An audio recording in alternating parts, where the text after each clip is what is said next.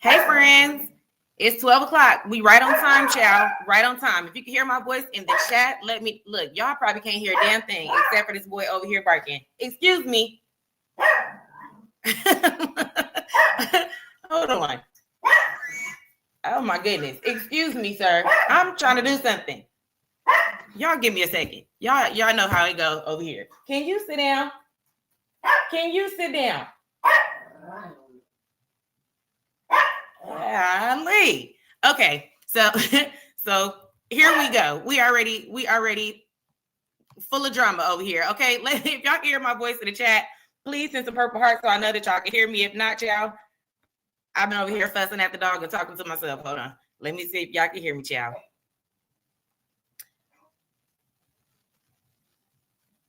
Maybe y'all can't. Hold on. I don't see no purple hearts. If y'all can hear me now, I'll leave a purple heart or two so I can know my volume is right.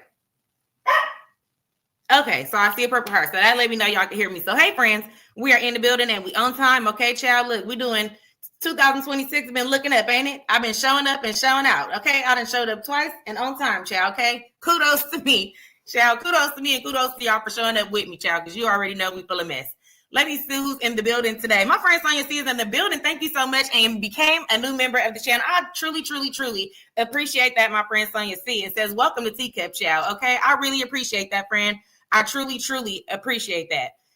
Let me see. My friend Cream7947 is in the building. Says Dee, Gina's a walking contradiction, baby. A walking contradiction. That's definitely what we about to talk about today. Okay, my friend the King's Queen is in the building. Says I'm ready for the foolishness, baby, and you know we here with it. You already know we are here with the mess. Okay, my friend Dominique. Look, I'm gonna try to. I realized the last time I did that live stream, I was getting a little too comfortable, child. I was just talking, just getting comfortable, child. So this time I'm trying not to say as many cuss words this time. But baby, the topic, once I get to going on the topic, it'd be hard for me to watch my mouth, child. It'd be hard for me to stop. But we're gonna get it together this time. We're gonna try. My friend the King's Queen says, I'm ready for the foolishness. Baby, you already know we coming. My friend Dominique Strom says, I'm on here this Friday for the foolery. Thank you for making it through, baby. Thank you for following through and coming to have a good time, because that is exactly what we about to do. My friend Can is in the building, says, I made it. Thank you so much for making it. I appreciate y'all. My friend the Jet Setter is in the building, says, right on time. Definitely, y'all right on time too, because usually it takes me a little minute to get up and get going. But since I've been back on the computer for 2 days now, child, I know how to use it again. Okay, so we back.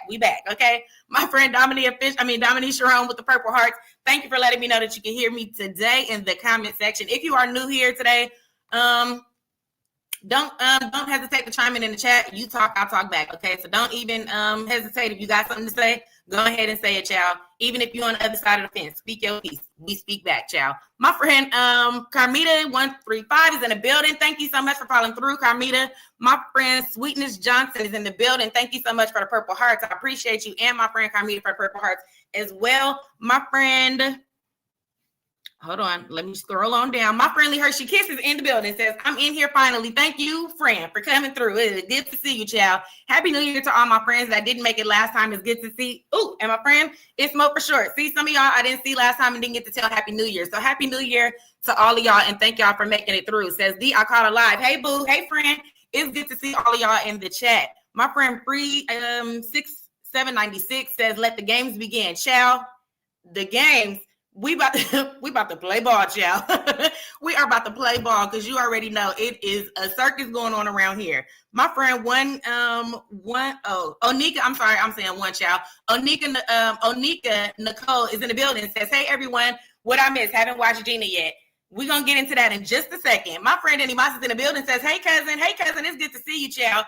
And I just seen it before I was setting up the live stream. I just saw that other the last response that you just gave, and I was setting up the live stream, so I didn't get a chance to respond back. So it's good to see you in here, because you already know I need to bounce back on what you said too. My friend Cake and Bake is in the building, says, happy Friday all. Happy Friday, everybody. If you're on the clock, if you're off the clock, you already know as much as I talk, I might get you right up off that clock. Okay, so stick around long enough and you might be on your way home after the conversation is over. If you know anything about me over here, we talk too damn much, child. Okay, let me see.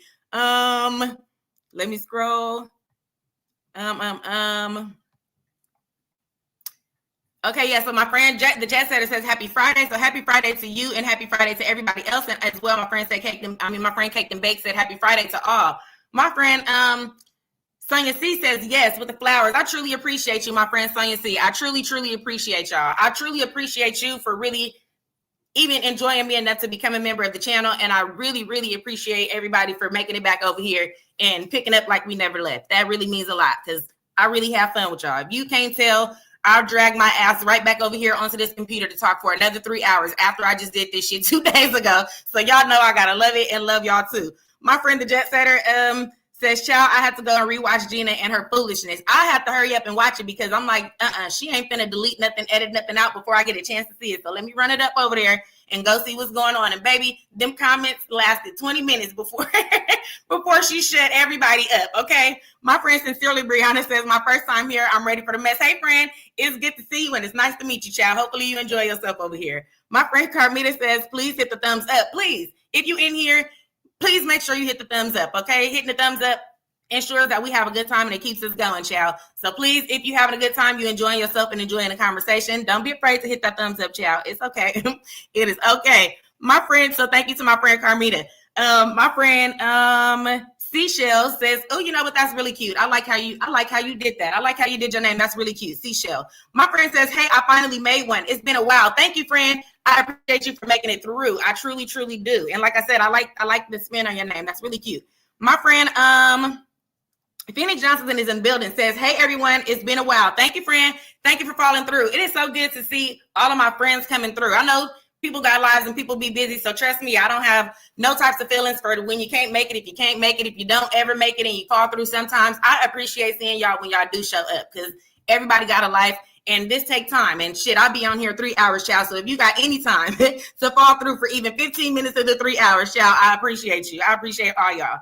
My friend, let me see. She's so jazzy says, hey, everyone. Happy Friday, y'all. Happy Friday to everybody in the chat. My friend Sean Dete says, happy Friday with the purple hearts. Thank you. I appreciate you. And happy Friday to you as well. My friend Ismo for short says, I haven't been really watching Gina and some of the other girls like that because I'm over all the bougie luxury stuff. I prefer more realistic content, but what I miss with her, child, if you looking for the bougie, if you looking for the bougie luxury shit, you for damn sure ain't gonna see that on Gina Vlogs right now, child. So if you looking for real life, you for goddamn sure can go over there and catch that at the moment. Because when I say reality done hit the fan, baby, bougie and luxury, I ain't even trying to hit them levels at this point. And no disrespect, but baby, this is just, it's all over the place. But it's interesting, child. It's entertaining. And we ain't, you know, like I said, like I always say, we ain't judging, but baby, entertainment is entertainment. And she for damn sure is keeping us entertained with the shenanigans, child. My cousin Denny Ma says, make sure you like the live stream. Please go ahead and hit the like button. Hit that like button. And like I always say, if you're in here, you got a YouTube channel, don't be afraid to drop your green hearts.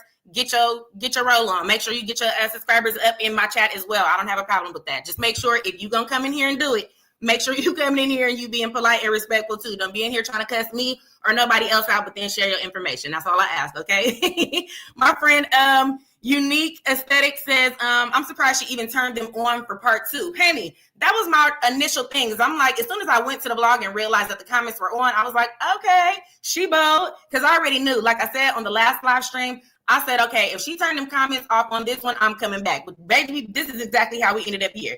But I'm thinking because I got on there initially and the comments were on, I'm like, okay, she's bold. She came back and she don't care, child. I don't know what y'all started saying because I have to leave. And by the time I came back, I was gone for maybe 15 to 20 minutes. Baby, them comments was shut off. Them comments was gone. So I'm like, and there was a few left that I could see where the comments were going. So I knew they had turned the corner like a motherfucker. I knew they had turned the corner from we done had a good time. So we probably ain't going to do this too damn long because y'all talking crazy. Because I saw like one or two. I seen one or two and I seen where it was going. So right about there is when she kept them comments off, and I couldn't imagine what else was in the comment section that made her decide to go ahead and cut them off. But baby, look, we might not never get a comment section again about that lady, okay? My friend Boo Bougie is in the building and says, hey, Boo. Hey, friend, I appreciate you for making it through, and I hope you are having a beautiful Friday, too. My friend Phoenix Johnson says, Gina hates when people tell the truth. She cut the comments off like life support, child. Look, cut them comments off. I don't even think the comment section lasted 30 minutes. I promise you that, okay? Let me see. My friend Can is in says more like ghetto and pathetic, child. My friend, okay, so some of you guys are leaving your green hearts. Make sure, like I said, if you see any green hearts, if you're just coming in, these are people who have YouTube channels. Make sure you head over to their channels and subscribe. So really quick before I'm gonna read these last few chats, and then I had like one topic before I wanted to touch on before we got on to today's topic. My friend Dominique Rome says the man called her retarded and he meant it. Baby, the way he said it to her was definitely like, hold on, you're gonna have to put a little laugh, a little giggle, a little humor behind that. But he said it flat out, like that's exactly what he meant, child. My friend said her facial expression gave straddle. That's hilarious. She definitely is taking a whole lot of hits from the side, the head, and everywhere else when it comes to him. Not only from him, but from everybody else too. Let me see. She limited the comments to featured only. So okay, so I guess maybe she just finagled the comments in a way that you can only see a certain amount of comments. So maybe she might still be getting them all, but we just can't see them, child. And then somebody brought to my attention that they think maybe he's the one that was uncomfortable and asked her to disable the comments because she usually doesn't ask people. I mean, people pretty much come in there and say anything and everything to her, and she disable the comments. So somebody did bring it up that maybe it was his idea because he maybe felt some type of way. But child, I got a question for y'all, and I want to know the answer so bad. So I'm gonna get to the bottom of this comment section, and I'm gonna ask y'all this question, because when I say somebody just brought this to my attention, and I was thinking that shit. So I want to know what y'all think. Let me get to the bottom of these comments, and we're gonna get right into that. Look, I'm about to say fuck the first topic I had because I need to ask that question so bad. Okay, my friend the Jet Setter says she cut the comments off and deleted the ones she didn't like. Let me see. My friend Elaine B is in the building, says the comments are definitely on her new video, but she has someone cleaning those comments and nothing negative at all. Okay, so she's definitely sweeping them up and sweeping them out, child. Somebody said he then deleted his channel too. So that was part of my question that I was about to ask. I'm gonna ask it in a minute as soon as I get to the bottom of this.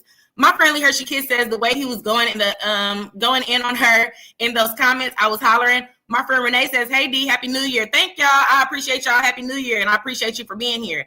Let me see. They also showed his face there in the reaction video that showed the entire face, YouTube, etc. Child, look, hold on. First of all, I came across the channel this morning that was reviewing his whole YouTube video, a whole vlog that the man had dropped. So I was like, oh, damn. Okay, look, they done went and dug up everything they possibly could. Okay, so the man couldn't run and hide fast enough because they done found that ass. Okay, so my question is, let me see. Marcus Denny Ma says you should have deleted that. Oh, he should have deleted it because Gina doesn't like struggle channel. Gina don't like struggle. I wanted to know how she felt about that too. Like, how do you feel now that people actually found him? Is that something? Because sometimes once the veil is pulled off, then sometimes it's unattractive. So I wonder and you also kind of know how she is when it comes to stuff like that. She says she loses interest really quick. So do we think now that the veil has been removed and everybody kind of knows everything about who he is and all this stuff, do you think now that that's going to make her lose her attraction? Because she says she done lost attraction for less. She said she lost attraction because the nigga eat cheeseburgers and stuff. So at the end of the day, I'm wondering if just because, everybody knows everything now, if that's going to start to become unattractive to her. Because, not that would happen with everybody, but she definitely has said she's dropped the nigga for less. So y'all let me know what y'all think about that as well.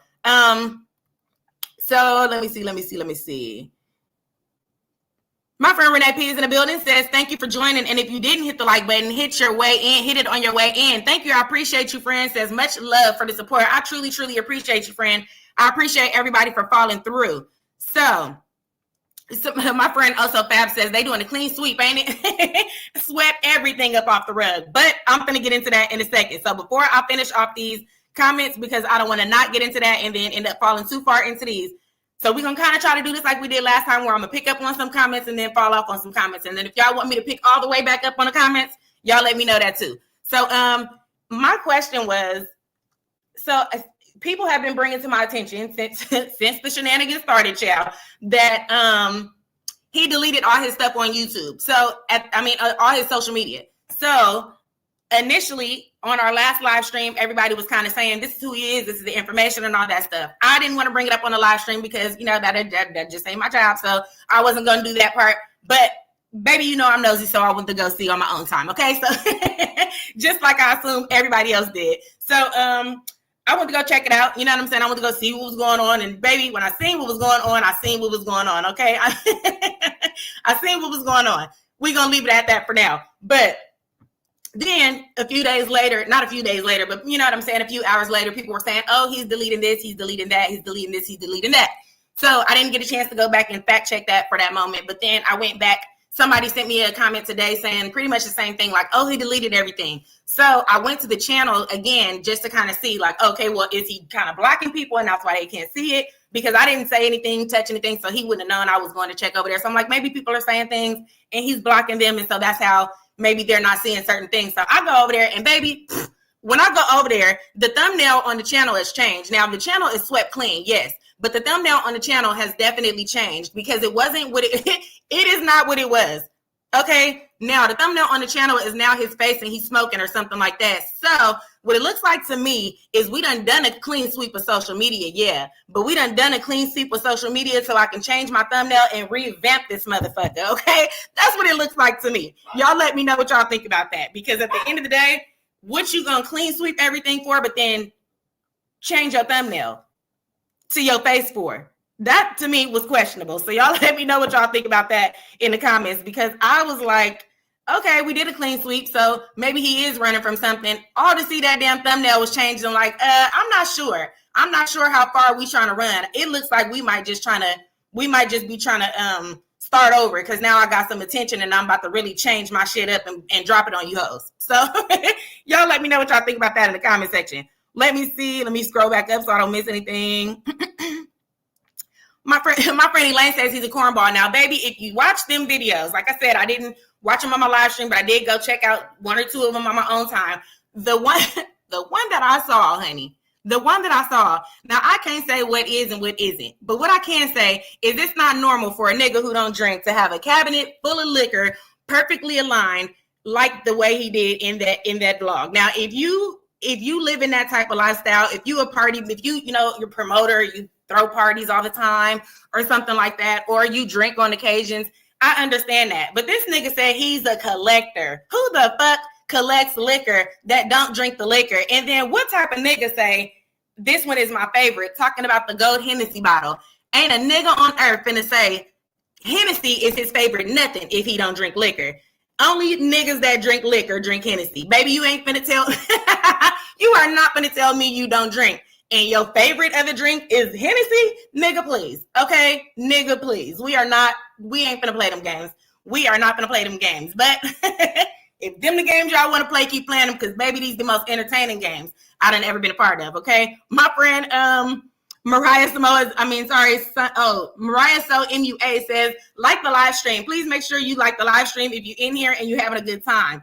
And please don't be afraid to chime in. I know it's 200 of us in here. Come on with your opinions, child. Come on with your opinions, because we here for it all. My friend Denny Ma says he deleted his videos. Child swept the channel clean. That's why I'm wondering what y'all think. Do you think it was a clean sweep so he can start a clean slate? Because now he's with somebody he knows has status and knows has the ability to get him some attention, so he's going to start over on that thing? Or do you think he's running? Do we think that this is like running from a situation because now everybody done found out who I am? Or am I just finna show up and show out when I do come back? Y'all let me know, please. My friend Shonda Tay says it wasn't giving 300,000 a year. I don't know, honey. I don't know what nobody pockets look like, but what I do know is it looked like he spent about 300,000 on that damn liquor in that cabinet. That's about it. That's why I'm like, is this an Airbnb? Is this what is this? What is this? And what type of nigga give us a tour of a liquor cabinet instead of the motherfucking house? Show me the bedroom. Show me your closet. Where are your shoes, your hats, your shirts? What the hell are we? I got liquor in my cabinet. I don't need to see that shit. That's what I'm saying. Is where is the actual, you trying to have content and you showing us a whole a set up liquor cabinet like we at the grocery store. Why wouldn't you give us a tour of anything else? And honestly, if you a man living alone, I just question the fact that the shit was that clean anyway. Honestly, I'm like, shit, if the decorations, the way that everything was so nicely set up and so clean, I'm like, this nigga is not living in his home. And if he is, he ain't living in this bitch by himself. That's the damn truth. Because we know niggas, and we niggas like that, niggas like him, please. That man ain't living in that house, not alone. I won't say he ain't living in that house, but if he was living in that house, he damn sure wasn't living in that house by himself, not looking like that. Or he must be, I don't know what type of nigga he must be to keep his home set up that way and to keep his liquor set up that way in the cabinet. Shit, honey, and he don't drink. This is a lie. But at the end of the day, we should have realized him not drinking was a lie, because who the fuck told us he don't drink in the first place? Gina. And what does Gina always tell us? That she don't drink at home. And what the hell do Gina be doing? Drinking at home? So ain't no damn way we should have believed her when she told us that man don't be drinking at home. She lies to us all the damn time about drinking at home. I mean, I'm saying when I said the man don't drink at home. When she said the man don't drink, she drink at home all the time. This is a lie. And we knew it. We should have known it, at least. So I think half of this is our fault for believing some of the shit she gonna say, okay? We got faith in this situation, not understanding that we done been lied to 1,000 times, and we need to just start taking shit for what it is, okay? My friend, okay, so some of you guys are dropping your YouTube channels. Please do. Feel free. Everybody that's coming in, feel free to drop your YouTube information. My friend Ashley Cherie's in the building, says, from the ladies here in STLs, nobody knows him. That's hilarious. All the who's who is known, and he ain't it. And let this be clear, he's the East St. Louis, not St. Louis. Okay, so you around, so you know what's up. Okay, so she said we don't claim them people across the river, baby. Okay, so at the end of the day, she's saying he ain't even from around there. Okay, he ain't from around there, and he ain't one of them. Okay. And at I won't even say one of them because she done came and said it, child. Not you, my friend. But his cousin, child, his cousin came in there yesterday in the comments and said, not too much on my cousin now, okay? And I said, which one of them is your cousin? Gina or the boyfriend? And she said the boyfriend. Now, I ain't going to say his name because she ain't said his name. So at the end of the day, y'all know his name if y'all don't talk about it. But at the end of the day, she said him. And so I said, okay, we ain't gonna bother him too much, but we gonna have a good time. We ain't gonna be disrespectful, but baby, we finna enjoy this, okay? But she wasn't tripping. But at the end of the day, I'm like, oh, honey, it's people from everywhere chiming in on this situation. People from where he from, his cousin, it's everybody chiming in on this situation. So this is definitely an entertaining topic for the internet at the moment, child. Okay, let me see. And child, look, if he ain't got no name for himself in St. Louis at this point, this nigga's finna try to build one now. That YouTube channel is finna be revamped, okay? My friend Kirby Girl says, who is he? Just Gina boyfriend for now, child. Just Gina boyfriend. My friend Denny Ma said no because she has something to prove. Y'all hear this boy barking in the back. I'm about to go body slam his little crazy ass. Hold on, y'all. Give me 1 second. No, I'm gonna just bring it with me so I can keep talking instead of having to leave it here. Let me see. My friend Black Lives Count says, hey girl, hey, I wonder whose house that ninja showing. That's what I was just saying.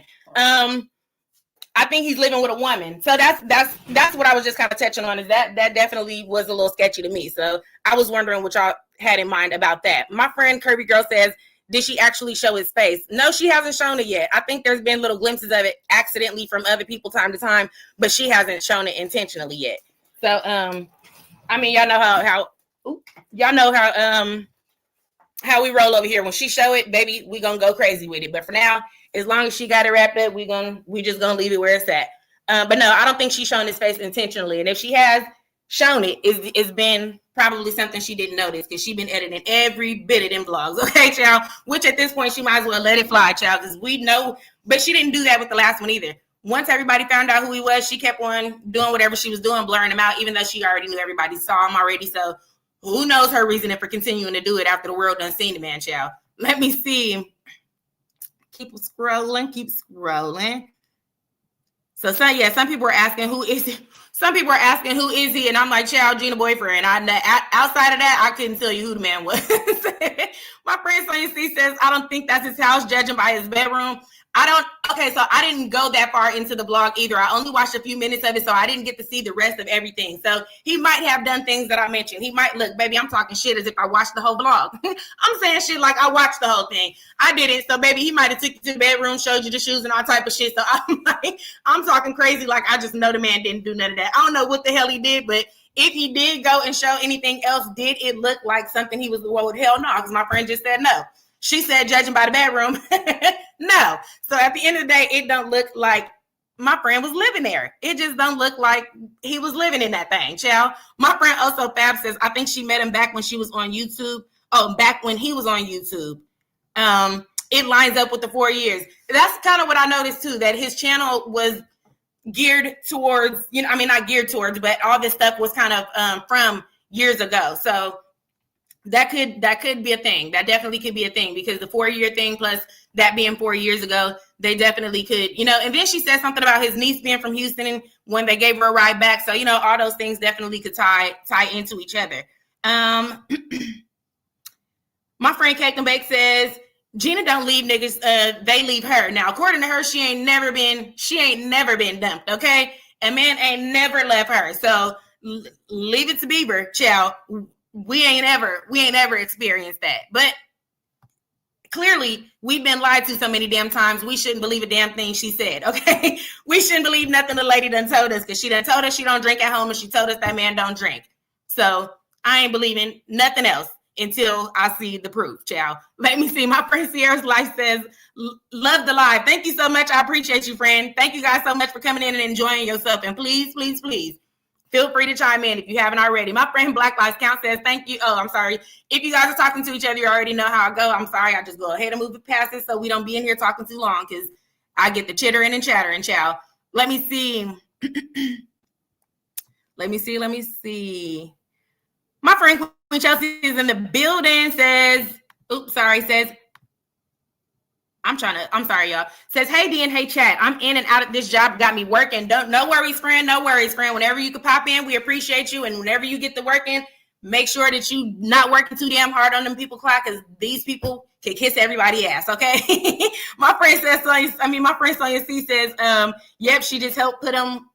Yeah, she just helped put him back on. That's what I said. She just put him in another bitch back pocket is what it's looking like. Because, I mean, we've said this 1,000 times, and this is her favorite line, is I'm here for a good time, not a long time. And like I said, you know, once she get done feeling with something that it's not entertaining anymore, she kind of likes to let it go because it's not fun anymore. So that's why I was kind of wondering if this situation particularly will start to become unattractive in her eyes, you know, with her, with the way that she kind of sees things. This will kind of be something that will steer her in a different direction. Not that I'm hoping that on them, because I'm not, but at the end of the day, just knowing how she's set up, child, that could be a possibility. Let me see. My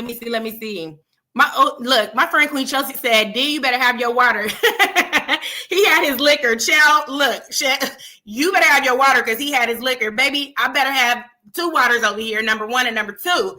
With the way they've been drinking, they better be drinking some damn water. And we about to get back into that too, because these comments on this latest blog also have been sketchy. Now, she blurred 1 or 2 of them things out, and I had a question of, is that what she said? And y'all let me know if that's what she said, because we're going to get into that when we get into that in a second. Hold on. Let me see. My friend, the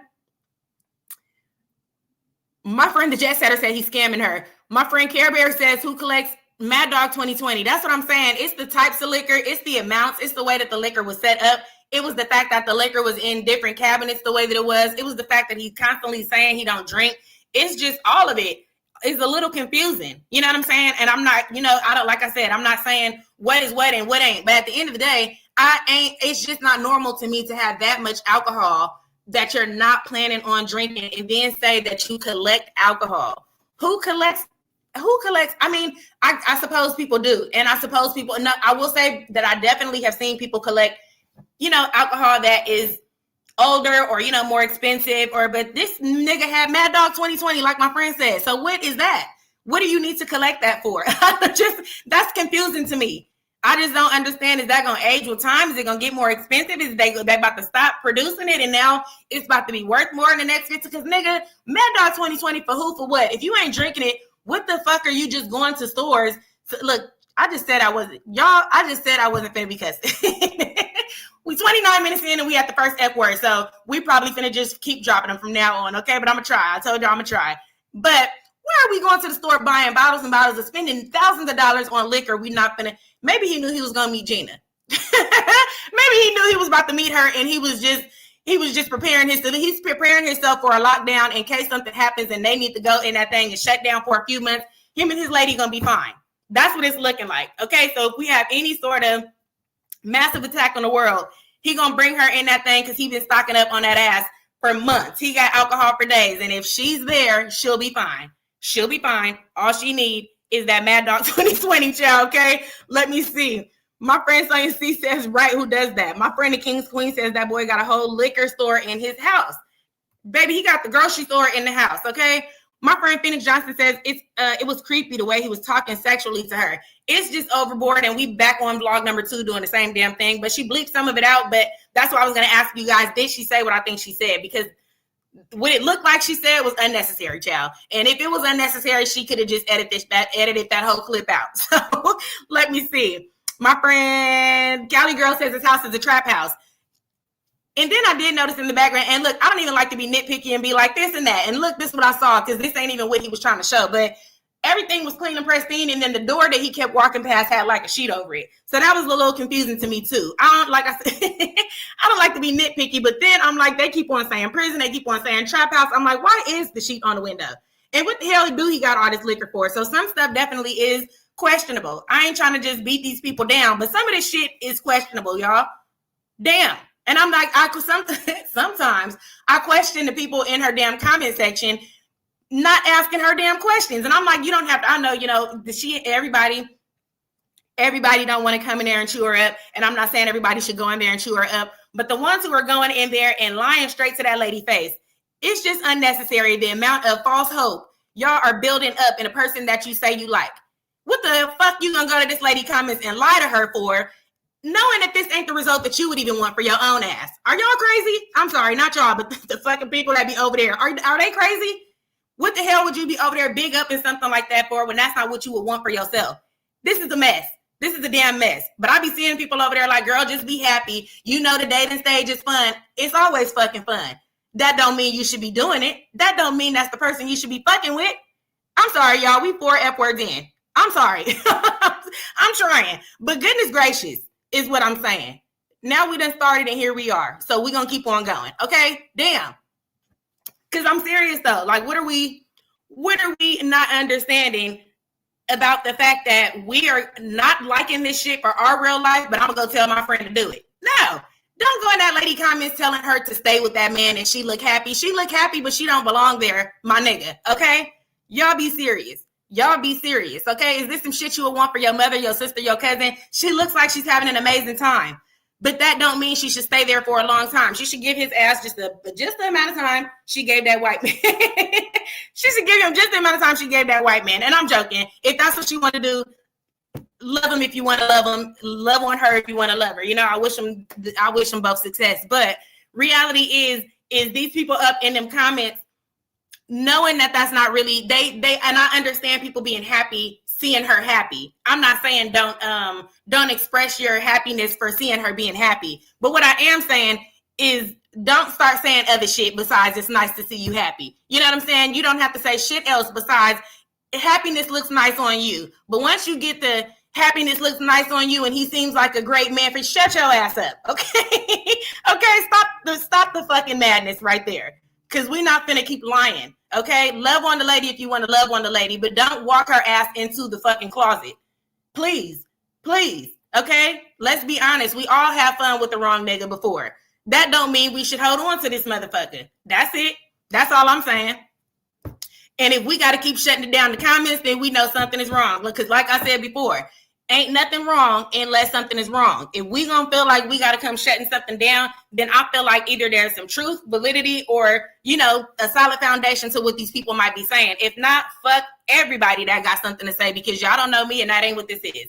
Other than that, it's just kind of like, well, how do you feel then? Do you feel like some of this stuff is accurate? Does this make you feel some type of way because what you're showing is kind of what they're saying?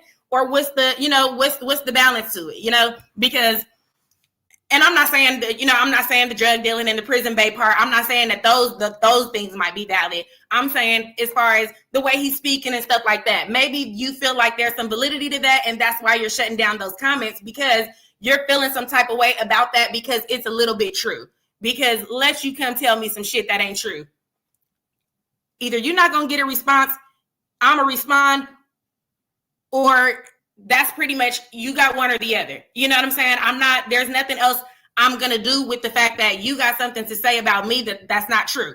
I can't do anything about it. I told y'all the other day that lady told me I was sucking my daddy dick for 3 months. She told me that in my comment section. Her comments is still there, child. I don't give a damn. I'm not doing that. So why would I be offended enough that I'm going to come and shut your comments down? This your choice of words, stupid. This is the shit you got to say. This reflects on you. I'm not going to shut none of this down. This is not me.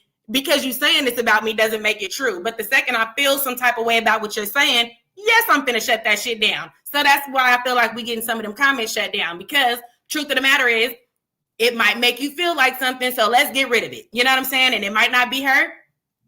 It could be him. Because like I said before, a lot of people are saying because she's never shut comments down before, that this very well could be a moment where he's uncomfortable, so she's allowing him to kind of speak his piece and say, well, you know what? I'm going to go ahead and take him down because of your discomfort. So that's my idea behind it all.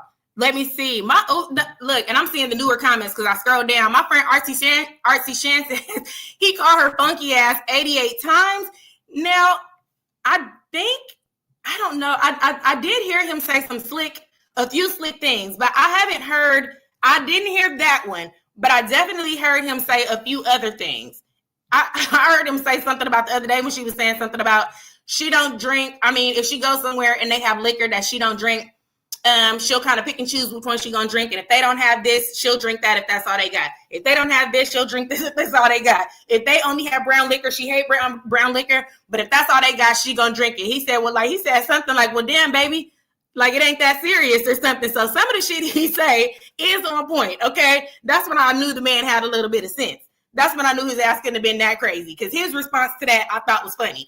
But they walking each other blindly to who the fuck knows where at this point is what it looks like. But like I said, a good time is a good time, and I'm not saying that they shouldn't continue to have a good time with each other, but maybe they should have a good time off camera, because sharing this shit with us is getting a little fucking crazy. Okay, is all I'm saying. Let me see. My friend, and I'm trying to scroll through just so I can get through some of the comments, because I don't want to, like I said, I don't want to keep you guys in here forever, because I don't plan on being in here for 3 hours today, y'all. I promise I don't. Let me see. My friend Dimple Sided says it doesn't matter because the content is already made. And that's why I was surprised that we got this vlog that we got yesterday, because I was thinking it was going to be not few and far in between, but I was thinking it was going to be a minute before we got one. And when we did get one, it was going to be edited. If he was going to be in it, I thought it was going to be edited. So maybe moving forward, I'm wondering if we're going to get as much openness with the relationship as we've gotten in these two vlogs, or if moving forward, she'll be a little bit more reserved and not want to share so much. But she likes to share a lot. So she likes to share a lot. So I'm not even sure if she gives a damn, honestly, because this putting money in her pockets. And baby, at this point, I'm like, run it up shit, because I can't stop watching. So everybody go over there and watch this shit so we can come back and talk about it, okay? Let me see. My friend Care Bear says the dating stage is fun, but it's no way I'm leaving my kids on Christmas and New Year's to be sitting up looking at his people playing cards. Okay, I have a question about that. Y'all, do you guys, because that's where they went the first time, and then the second time, it looks like they kind of doubled back and stopped there before they made their way home. Is that a setting that she looks like she belongs in? And is that a setting that she looks like she's comfortable in? That's my question. Does she look like she usually, when she's at, home doing her, going to her own choice of places that she likes to go and hanging out with her own choice of friends and style of friends that she likes to be around? Do you think that that's a usual setting that she would be in? Or is this an environment that she's choosing to be in because the type of man she's with? Because to me, she doesn't look like she belongs there. She doesn't look like, and I'm not saying she looks or seems uncomfortable. She looks and seems very comfortable, but she doesn't strike me as, and this is why I said this is our fucking fault, because we believe in shit. We giving false hope to some shit that ain't nobody even asked us to have false hope for, because it doesn't seem as if she would be the type of person that would want to hang out in an environment like that. Now me, take me over there, I'm gonna have a good time. You can pass the blunt, you can give me the dominoes, I might sip the little drink, I might be talking to naked ass granddaddy too. But that's me, honey. We talking about me. That's why I said I'm not gonna put you on no pedestal if you doing some shit I would do. Okay, so at the end of the day, do you think that's the type of person that she is and that's what made her comfortable being there? Or is she submitting so she could get in where she fit in with this type of man because this is who he is? Because I'm a little taken aback. I'm a little confused. Okay, y'all let me know. Let me see. And look, I keep asking y'all damn questions and they're not reading the fucking answers. So let me have some sense too. Hold on real quick, y'all. I got to read something before I end up moving on and never get to the damn answers y'all giving me. Let me see. My friend Alex Prada for real says they probably talking behind her back and how bad this looks. Now, what I will say, now, friend, if you in here, speak up. And when you speak up, put red emojis in the chat so I know it's you, if you comfortable, friend, okay? But so his cousin came in here. Look, his cousin came in here, and like I said, she said, "Oh well, you know, what she say? Oh, she said not too much. You know, that's my cousin." And so I said, "Which one is your cousin, Gina or the boyfriend?" She says the boyfriend. She said his name, but that's not my job. So she said the boyfriend. So I said, "Oh, you know, we ain't gonna bother him too much, but we gonna have a good time." Her response was, and I'm not saying that this is what she meant, but I thought it was funny for real. Her response was, "I know it's mostly about the girlfriend." So not necessarily coming to the defense of the girlfriend. She just saying, "I know it ain't about him, it's about her." So I'm like, I wonder what the family feels, because now you come playing with me about my brother girlfriend, ho, you might get it, okay? I mean about my cousin girlfriend, you might get cussed out a little bit, but she kind of giggled it all. So I'm like, I wonder what they think about. And I'm not saying that the woman doesn't like her. I'm definitely not saying that. I just thought it was funny, the response that she gave, which was, "No, I know it's not about him. It's about the girlfriend." The reaction channel was mainly about the girlfriend. And then one of my friends also came in and chimed in. And now, friend, if it was you, you go ahead and raise your hand. Because I don't want, like I said, I don't want to speak up on nobody that doesn't want to be spoken up on. But then my other friend came and said, "Well, honey, if you want to be on the safe side of YouTube, you might as well go ahead and stick it over here because it's been some shit going on in the YouTube streets." So I'm like, honey, this shit be going to the left and to the right. I don't know how these people be ending up finding my channel. I don't know how they end up coming over here saying what they be saying. But when I say they show up. And I wanted so bad. Like I said, I wanted so bad to ask her, "Well, what do y'all think about the lady?" But I'm like, I ain't finna be messy. I'm not even finna be messy. If she want to talk about it on her own, feel free. But I am not finna be messy and ask this woman what they think about Gina, because ain't no telling the answer I'm gonna get. Now, she might say they love her, but at the end of the day, she might say some whole other shit. And I ain't finna be the motherfucker that's finna ask the question to get the answer, okay? Y'all might be like, "See, your ass is scary." Honey, I don't play them type of games. Y'all want to talk this shit in real life, y'all do it. But I'm not gonna pull teeth for nobody to say some bullshit about somebody under my wing. That's not my problem. If y'all want to do it, feel free, because I'm gonna laugh at it. But I'm not gonna ask nobody purposely what they think about somebody if I think they're gonna say something mean or nasty or derogatory. So I definitely thought that was funny though. My friend Boo Boo, she said not funky. I'm like, I don't know. I didn't hear him call her that, but that's an interesting way to play with your girlfriend, child. Not funky ass. That's crazy. Let me see. My friend Dimple Status said, "Remember after the white man, all of a sudden she kept inviting Jen out of all these random restaurant dates, sitting at the bars. Seemed like she was looking for the next man."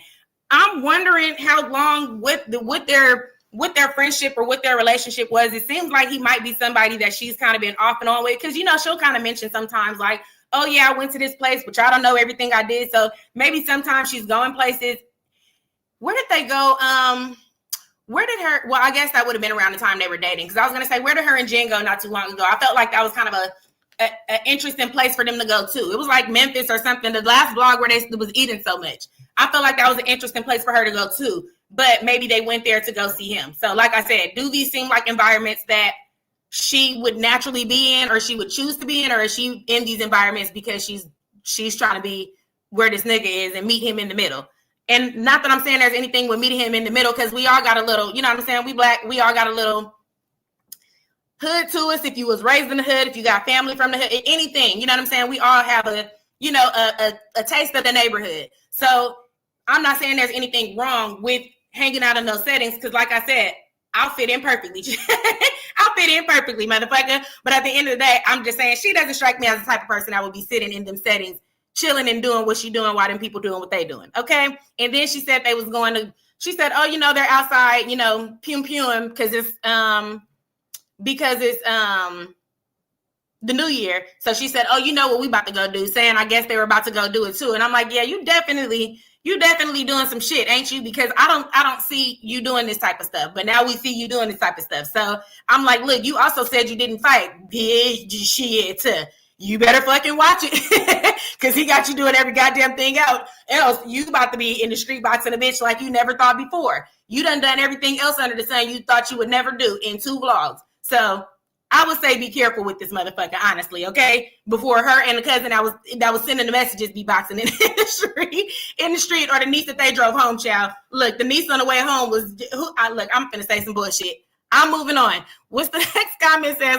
Very uncomfortable with them relatives and the way she are bougie dressed made me uncomfortable for her. Yeah, I mean, that also is, I feel like there's a way to dress when you go meet people, and that might not be it. I mean, everybody doesn't really care the way you come around. And obviously, you know, there was a table full of men. They don't give a fuck. They looking at all the goods, which obviously is not a good idea either, because now you showing off goods to people that you don't even really need to be showing off goods to. But definitely the outfit choices, I mean, you know, if they're going out or something, neither here nor there, you wear what you want to wear. We know what she gonna wear, child. But what I am saying is that, yeah, I do feel like there's a way to dress when you come around people, just out of respect. You know, once we go here or there, I'm gonna put this on, or I might, you know, wrap a sweater around my waist or put a sweater over what I have on. And then once we leave, yeah, them titties and that ass coming out. But before this, honey, while we sitting at the table with naked ass granddaddy, please, let's have a little bit more respect so these niggas ain't Googling over your titties too while they at the table. You know what I'm saying? Just respectfully,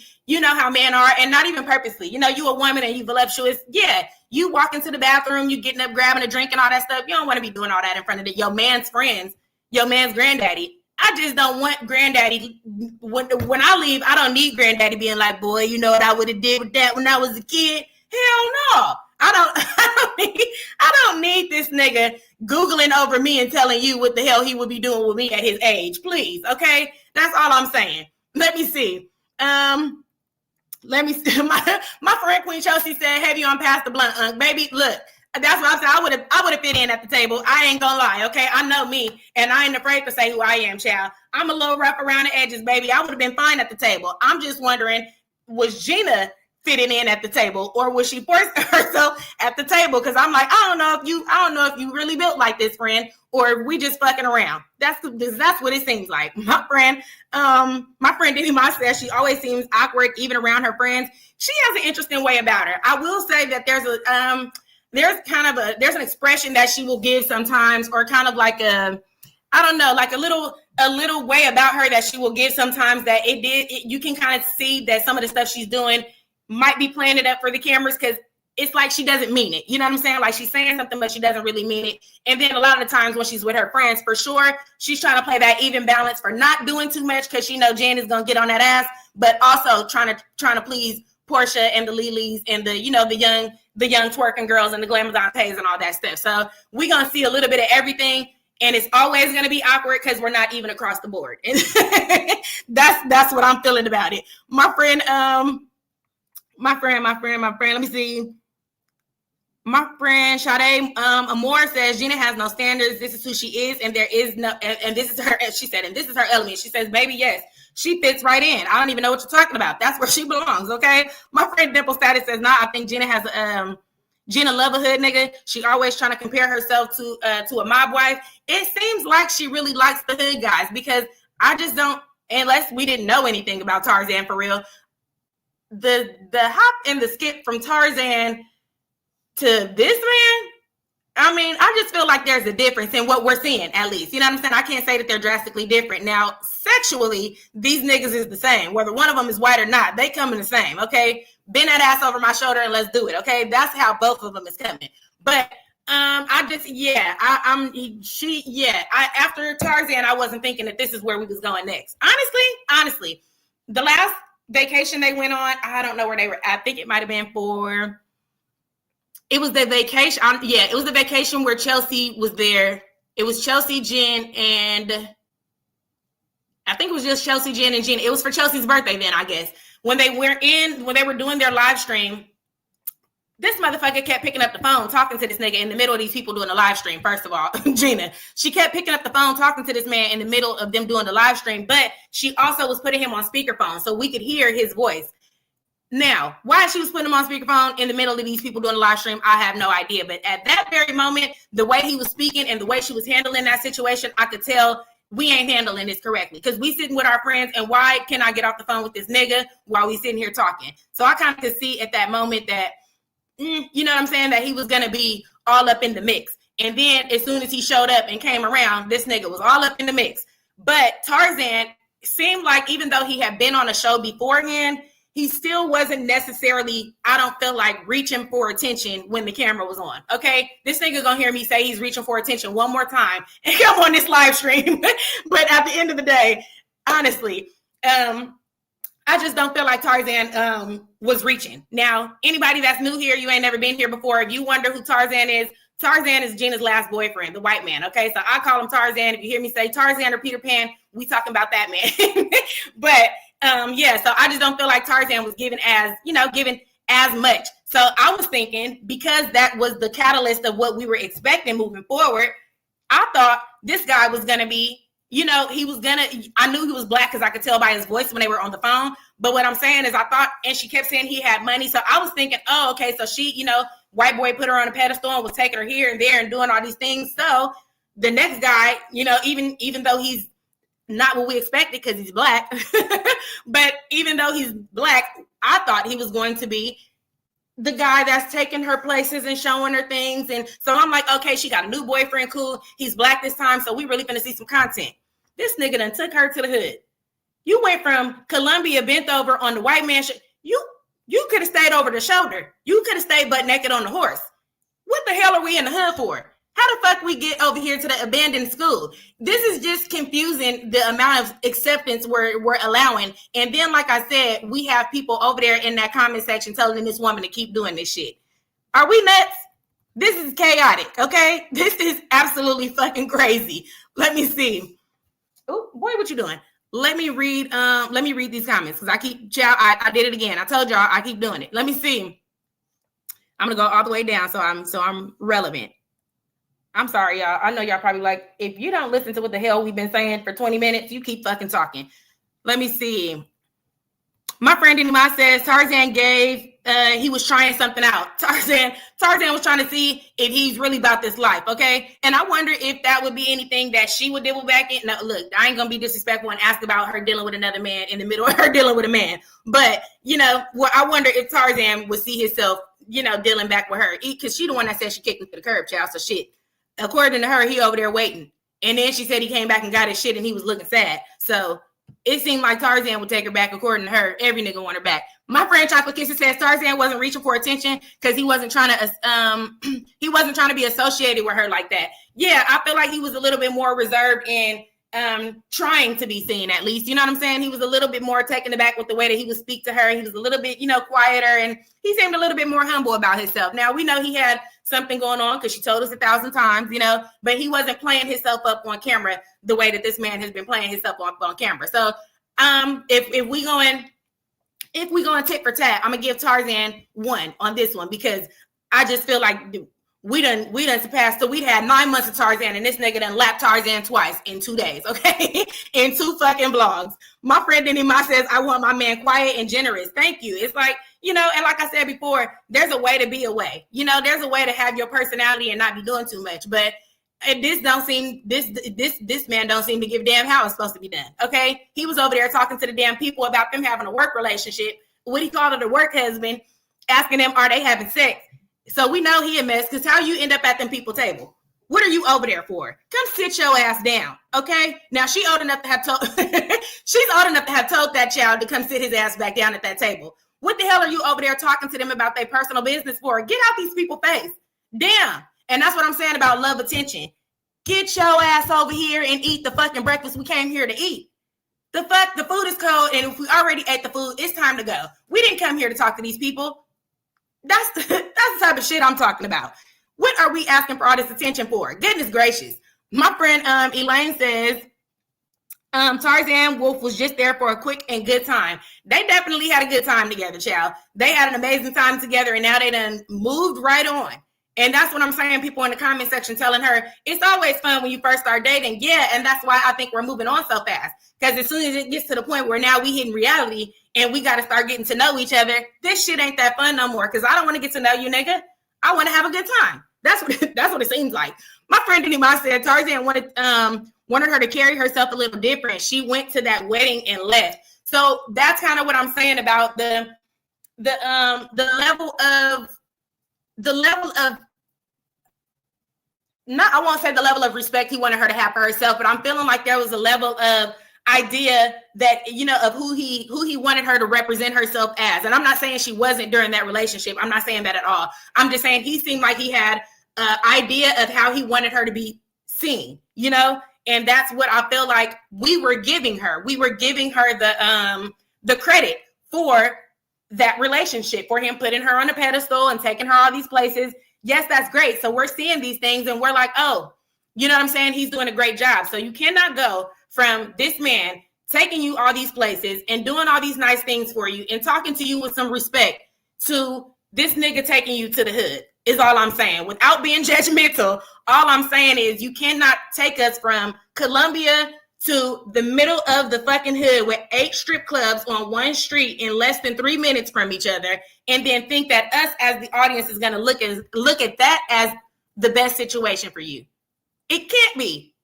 It can't be. I'm like, honestly, is this making any sense? Am I just saying shit, or is this making any sense? Because this is where I have to come back on a live stream today, because I'm like, I can't be the only person thinking this shit. Now, am I saying the white man was better because he was white? No. But what I am saying is I'm not going from Columbia to the fucking to the abandoned street with the one fucking crack house left on it. We are not doing that. And then if we are, I'm going to expect people that are watching this to have questions about my decision making. That's it. That's it. That's it. Now, are we saying that you make, look, I was about to say, are we saying that you make bad choices? Yeah.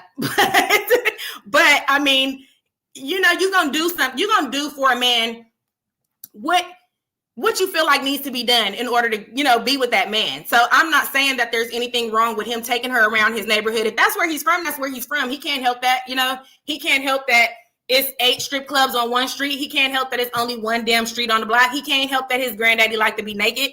He can't help that, you know what I'm saying? This is the environment that he grew up in. So at the end of the day, if this is the environment that he grew up in, fine, and that's great. But is this somebody that you can see yourself moving forward with? Because there's a history to that person. And I'm not saying that he can't turn into a different type of man. What I am saying is that with the person that's born and raised like that, if you ain't born and raised like that, my nigga, you gonna have to toughen up, because it's gonna be a whole lot of shit that comes with fucking with a nigga like that. Okay, it's gonna be a whole lot of shit that comes with fucking with a nigga like that. And that's why I said your favorite thing to say is I don't fight, I ain't never fought. Well, bitch, please, you better get it.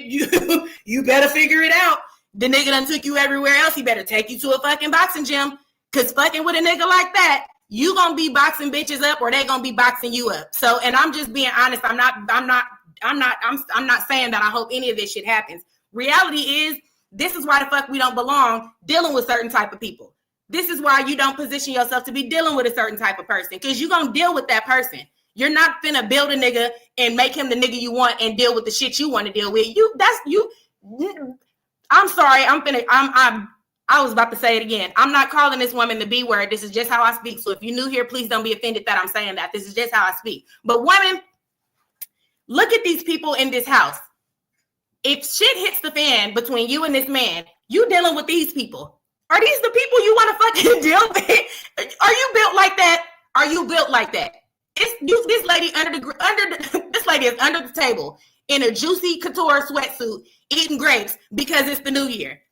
Are you built like that? Do you want to deal with shit like that if shit ain't right? Because this is fucking with this type of man. This is the type of shit you finna have to deal with. You know what I'm saying? So are you willing and ready to deal with the shit that comes with messing with a man like that is the only question. And look, I don't even know if that's what my friend was saying. I just seen lids. I'm like, are you willing to fuck with a nigga that only got a Lids account? That's dangerous, boo. That's dangerous, boo. We got to realize what we doing. What position are you putting yourself in? Are you going to be able to handle granddaddy if he get mad? Are you going to be able to handle cousin if she get too drunk in there? Are you going to be able to handle his homegirls that's really from the neighborhood? Are you going to be able to handle the bitches he grew up with? Come on now. It's a whole lot that's going to come with that man. Now, like I said, I'm not comparing him to Tarzan because of race. I'm comparing the fact that you weren't going to deal with that with the type of man Tarzan was. Was he a mess? Yes. Did he probably have other bitches? Yes. Were you going to have to be physically fighting or having to deal with a certain type of energy because of this man? Hell no. He only said his grandma looks like Ty Dolla $ign.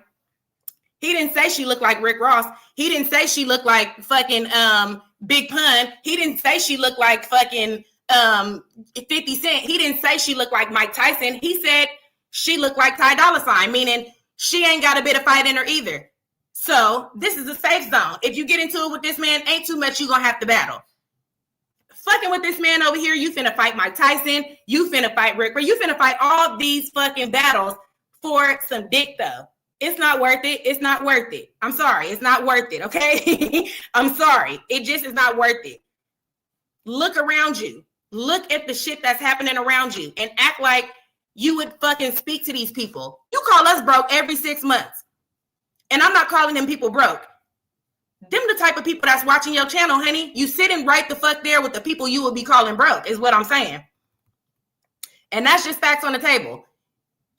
Logically speaking, if that wasn't her boyfriend, if she wasn't in the situation she was in, those are the very people she would be judging. Those are the very people she would be saying they're haters if they had something to say about her. Those are the very people she would be saying feel some type of way because she's doing what she's doing and she has something going on because this is not her natural environment. Now, is she comfortable there? Yes, but she's put herself on such a pedestal that I don't think that you are trying to show us this. This is not what you meant. This is not what you meant, okay? Let me see. Let me read some of these comments. My friend Risha Renee says 300,000 but getting excited about Petch rewards. Gina said she got to put him on the fast food spots and the free food for his birthday. What? Gina cheap ass. That's funny. So yeah, he got to get his game up on the rewards accounts and stuff because my friend said he only got a Lids account.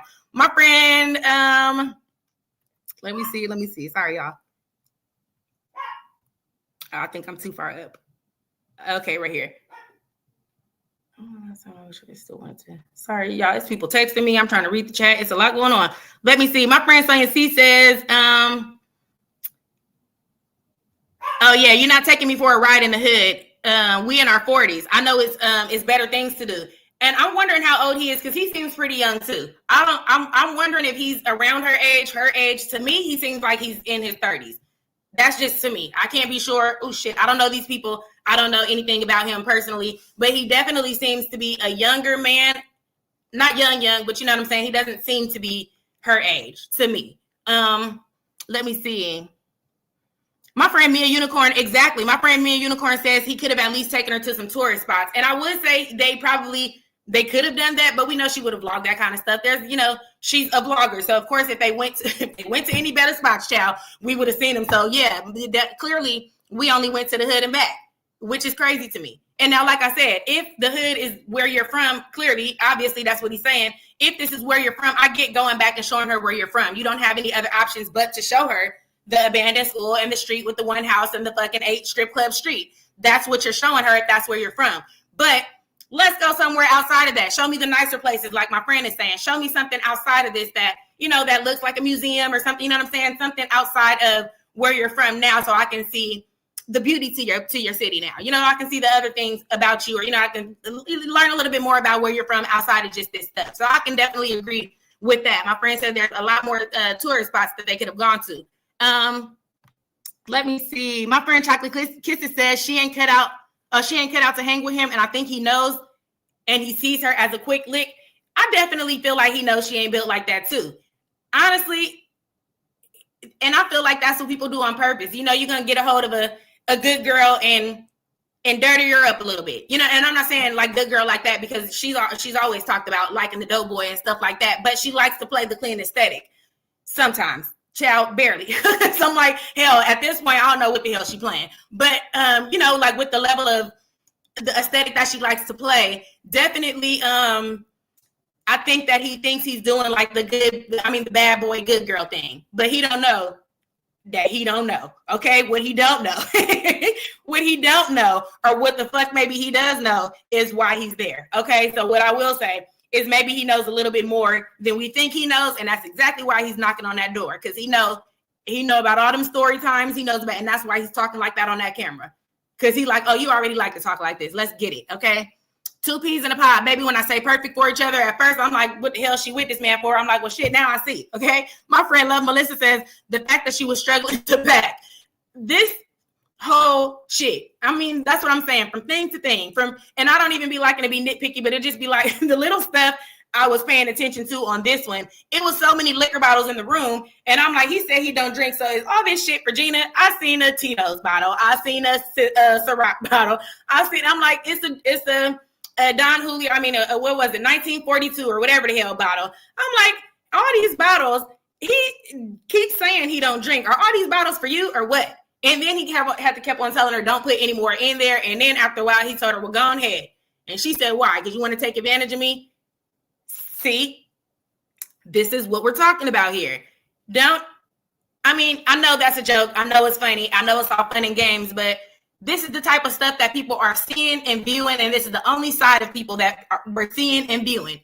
So if this is the only side of you that we're seeing and viewing, this is the only fucking credit we can give you. You know what I'm saying? So if you don't want to dirty up your name because of certain things, then you can't say certain things and then think that we're going to kind of laugh everything off. Some stuff is laughable, yes, but some stuff still makes people question your character. Some stuff still makes people wonder why you would think that's okay. And like I said, this time we doubled down on some of the comments and we doubled down on some of the BS in this vlog. So since they didn't pull back, I'm assuming that neither one of them think this shit is not okay.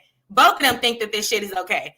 So it just kind of like, like I said, I think that they think they're playing I think he might think he's playing the bad boy, good girl role by taking her to the hood and doing all these things. And she's sitting there genuinely acting surprised like she ain't never been around this shit before. Okay? That's why I was saying, do you think that this is normal for her or not? Because she's definitely said she's been around it before, but that don't mean she built like that. You know, if you know what I mean. You know what I'm saying? You can be the good girl that they bring around.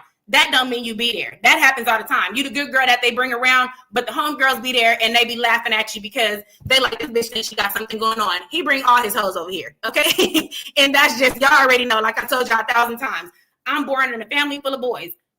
Honey, it's a shit show. You coming over there feeling like you doing something because naked ass granddaddy is all up in your face, and so is the homeboys. And little do you know, once you leave, they gonna say some shit like, she cool, but that other bitch was better.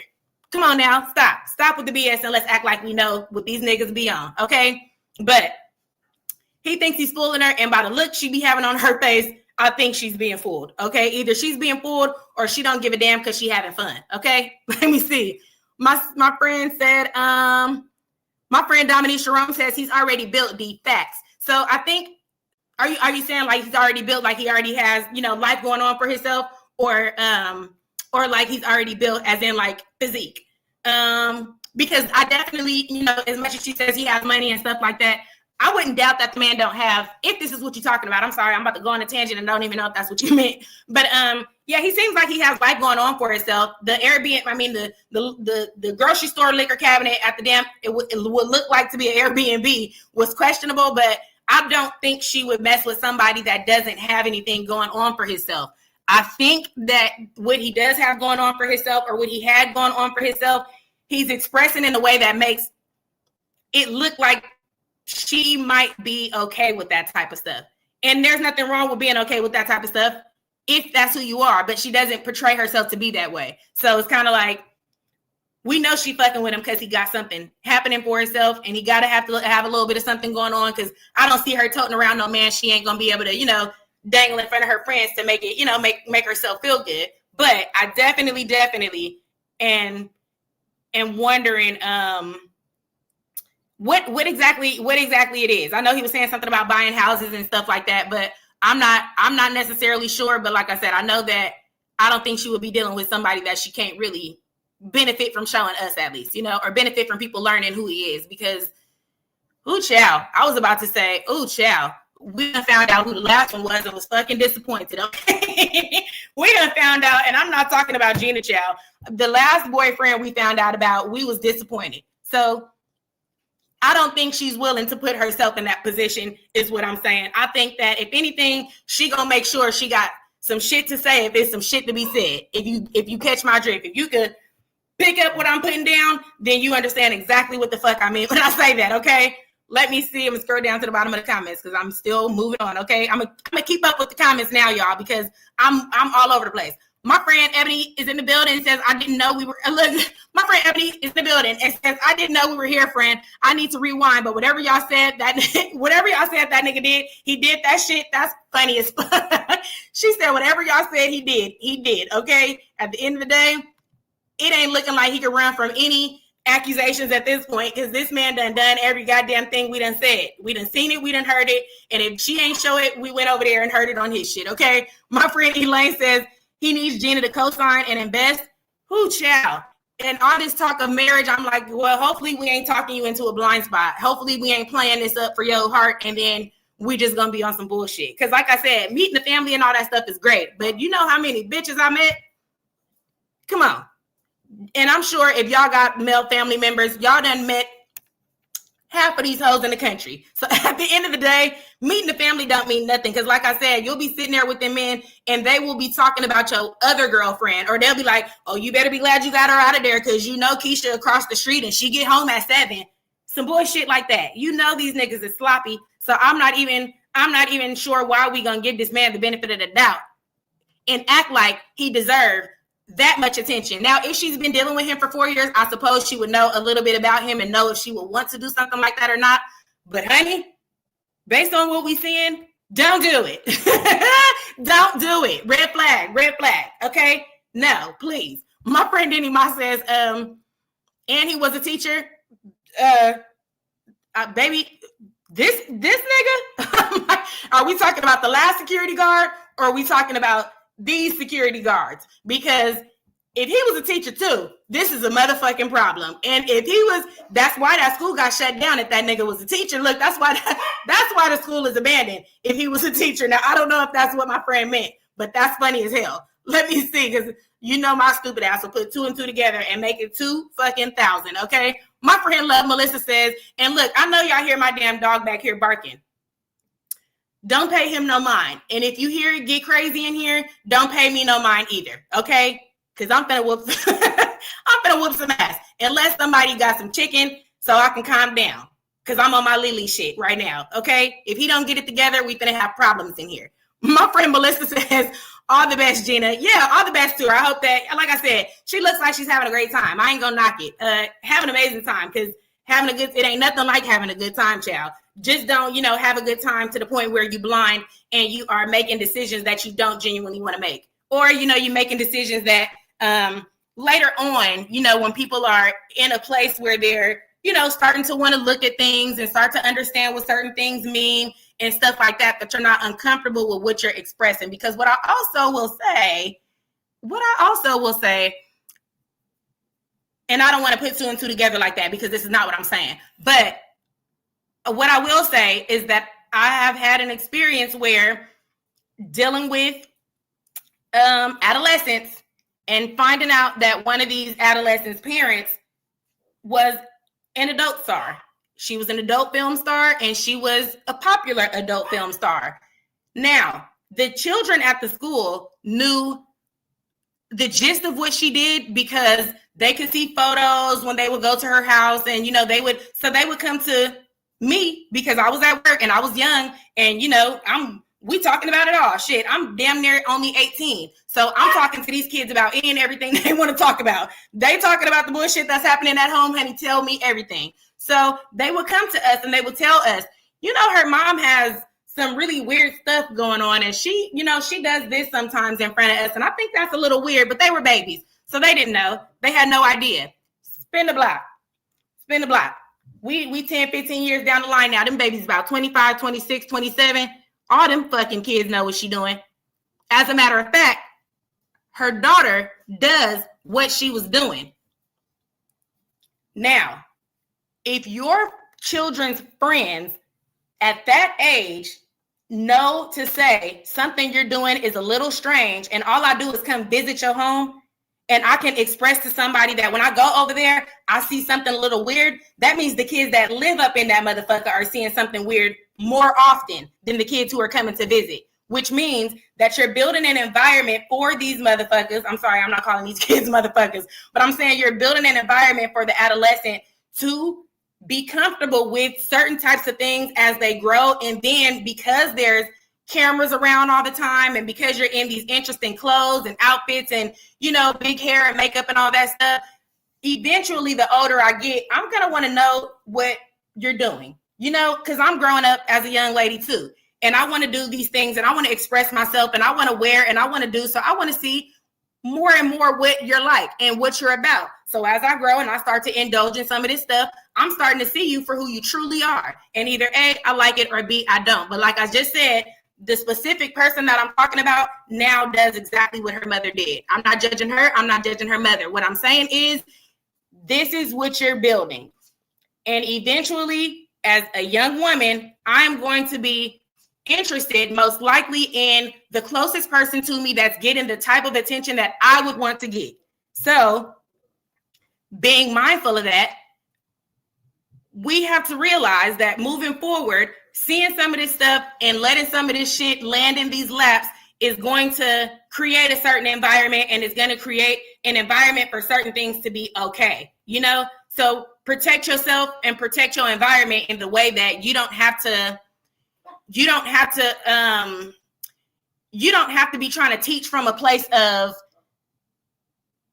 what I don't want for you because I taught you that. You know what I'm saying? If you make your mistake, you're going to make your mistake. You know what I'm saying? If you make a mistake as an adolescent, you're going to do that regardless. But I don't want you to make a mistake based on some shit I was doing. You know what I'm saying? I don't want you to be sneak watching my shit, or, you know what I'm saying, sneak listening to what I'm doing. Because baby girl, at the little young child I'm talking about, this is how the fuck they knew what the mother was doing, because they're sneaking when she's not home. They're sneaking and going through her room. They're sneaking, doing what every kid does. You know what I'm saying? They're sneaking and watching her little films and shit. Back then, it was DVDs and VHSs. So when you're not at home, you got this shit tucked at the top of your closet. You don't think I'll be seeing you putting shit up there sometimes? Now, yeah, I'm a kid, so when you put it up there, I'm going to act like I don't see it. But right when you leave for 2 hours, or I know that you're gone for 8 hours of the day because you at work and my friends are here, look. Y'all got me toe up. Y'all finna have me tell shit I am not supposed to be telling on here. But no. So yeah, you got that tucked up in your closet. You think I don't see it. And then when you gone and you go to work and we go get that shit, is you on here sucking his dick? Come on now. We are not finna play them games. So now, yeah, moving forward, no, I'm not finna tell you I seen you that shit. I seen that. You know what I'm saying? Moving forward, I'm gonna move forward as if I never saw it. And then now I know what to do with the dick when I see it. You know what I'm saying? Now moving forward, I think this shit is appropriate. Oh, this is why she be so dressed up. So now when it come to me and the little nigga I think I'm trying to get up on, I know how to dress. I know what to look like. I know how to play it up. I know what to do with the dick. Be careful. Be careful. That's it. Be careful. That's it. You know what I'm saying? And I laughed a second ago because this shit don't have nothing to do with what I'm saying. But because I said the tape's up in the closet, now y'all don't, y'all are about to think I'm fucking nuts. Okay, this live is finna be all over the damn place, but I'm finna tell y'all anyway, because fuck it, we here, child. I'm finna go knock this nigga out if he don't stop barking at me to go open this goddamn patio. I'm finna open this patio one more time, and then I'm grabbing the belt.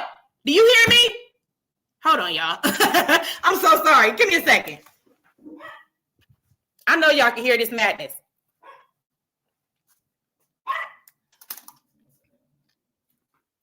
Goodness gracious. I'm here. Golly. My friend Robin B says that was funny to the dog.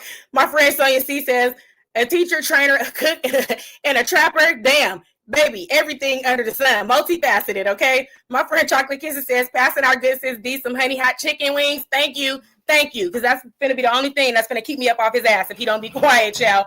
My friend Gemini Val says he's giving me exactly the hood he took her to. Yeah, he seems like he fits in well. And Gina ass ain't been to his house. So yeah, where the fuck is she? Why she didn't go visit that house we seen in the blog? That would have been a perfect place for her to be. With all that liquor in that cabinet and that nigga didn't take her there. This how we know he lying. The fuck you didn't take her to the goddamn grocery store at your house for? This is all some bullshit. Okay. Now, the more and more we put pieces of the puzzle together, we finna find out the whole damn truth and nothing but the truth. Okay. My friend RT Shan says it's the audacity of the stuff she contradicts for. Love is love, but don't lie when your grass is brown and dead over there. She said don't lie when your grass is brown and dead over there. My friend Marnisha, I hope I'm saying that correctly. Marnisha says give Gina gonna be 400 pounds in no time based off the way he feeds her. And that's what I'm like, how did it go from all this training and eating right to overeating like a motherfucker? I'm so confused about that. My friend Queen Chelsea with the crying laughing face. My friend Kate in the Bank says Pup in the back wants to join in the chat. He damn sure do. He for damn sure do, because I promise you every time I get on here, he get to talking. Goodness gracious. My friend said he's thinking of BS too. Hell yeah. He know all about it, because he the one be sitting here watching the bullshit with me, okay? My friend Denny Ma says Pup fed up. Fed D fucked up. Because listen, y'all hear this? Do y'all hear this shit? He's still back here fucking barking. He crazy. He is totally crazy. But I guess this is how this shit end up happening, because who the fuck is the owner, child? Who is the owner? Okay? He ain't got no damn hope. If he's mine, we all over the place in here, okay? My friend Miss Barbie says, anybody with a brain knows Gina never lost weight. My friend, she looked good for us. I don't look now, child. I don't know if it was a filter or not, but she looked out. Hell, I thought she looked okay for a second. It looked like she might have been slimming down, but you know, them filters on them cameras are motherfuckers. So hey, I ain't never seen a lady in person. I couldn't say. My friend Sonia C says, oh, now that the daughter followed the daughter followed her footsteps, both kids see that. Okay, so that's where I was going. I'm not talking about, my friend is speaking on something else, but I was going in the direction that I was about to tell you guys another story. I was about to tell you guys another story, and the story is a little nuts, so I don't even know if y'all want to hear the story, but hell, if you want to hear the story, drop a fucking purple heart, baby, because we here now, child, okay? My friend Sonia C says, Gina's kids. My friend Chocolate Kisses says, it's so sad she's not setting the greatest example for the little ones. It's just, like I said, like the footsteps we gonna follow. That's what I'm saying. As far as me, you know, working with adolescents and stuff, seeing and hearing the things they say, and then now that they're grown, seeing the people they've become. I'm not saying that I'm judging anything, but you can see exactly what happened and why. You know, you can see exactly what happened and why. You can see why the kids that turned out amazing turned out amazing. You can see the kids that turned out a certain type of way turned out a certain type of way. Not judging anybody for going through what they've gone through, because baby, I turned out a certain type of way because of my experience too. And I'm sure every single one of y'all in this chat did as well. But what I am saying is, since it's your turn now, since you got the ball, show us something. Show us something so we can have some results around this motherfucker, okay? Let me see. I'm gonna try to get back into all the chats, because I know I've been over here chatting with my damn self. Let me see. My friend Mariel Bigsby says, I think she's making money off that mule run. She says she went and did a pickup and made some money off of it, child. My friend Love Melissa, thank you so much. I appreciate you. I truly, truly, truly appreciate you for that. Y'all already know we don't make nothing but a little 25 cents over here on YouTube. So I appreciate you guys for taking any bit of dimes out of your pocket to drop them over here. I truly appreciate that, because we over here, we have a good time. And I truly hope that you guys have a good time, because I make sure that when I'm ready to get on here, I'm ready to give y'all any and everything so that we can enjoy ourselves. You know, I try to make sure that, you know, my energy is up and I'm in a position where I'm interested to keep it going so that we can keep the love and keep the energy flowing in the room. So I really appreciate you for that. And I really, really appreciate you for enjoying it in here. Friend says, I'm enjoying your commentary, friend. Thanks, Real Tea with D. Thank you, friend. I truly appreciate that. My friend Elaine said, child, he is still back here barking. My friend Elaine says, I feel so bad for the baby. I also believe that man lives in a house with child. He better not live in that damn house. My friend Barbie says, Gina has beautiful babies. Hope she gets herself together. Now, I know some of you guys are new here, but some of the comments, if you guys are commenting on the children specifically, sometimes I will choose not to use the word children, or depending on what you say, I might just comment to a certain part of it, because I really, really, really don't like to speak on the kids, and I don't like to speak on them as parents.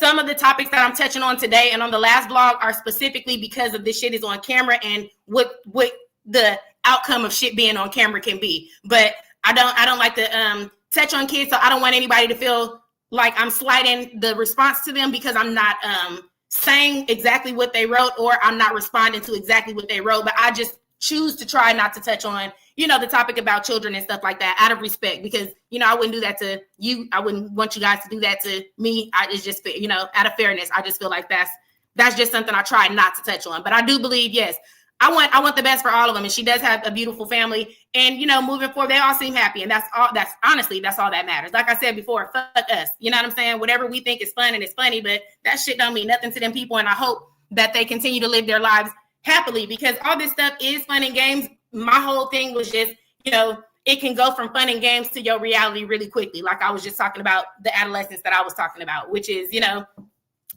think people come across things and it ends up being a little crazy. So that's what was about to lead me to that other crazy ass story. So I'm gonna get down here to see if y'all said y'all wanted to hear that. My friend Dee said, she said, baby, look, she said the side chick ain't come from nowhere. This might have been something regular. My friend Kimmy does it, says, I'm definitely enjoying the conversation. Thank you, friend. I appreciate you so much. My friend Sonia C says, oh, not at all. I'm sorry. My friend Jennifer says, child, I have 3 sons. I know how it goes. Yeah, you got to be careful. You know, you got to be careful.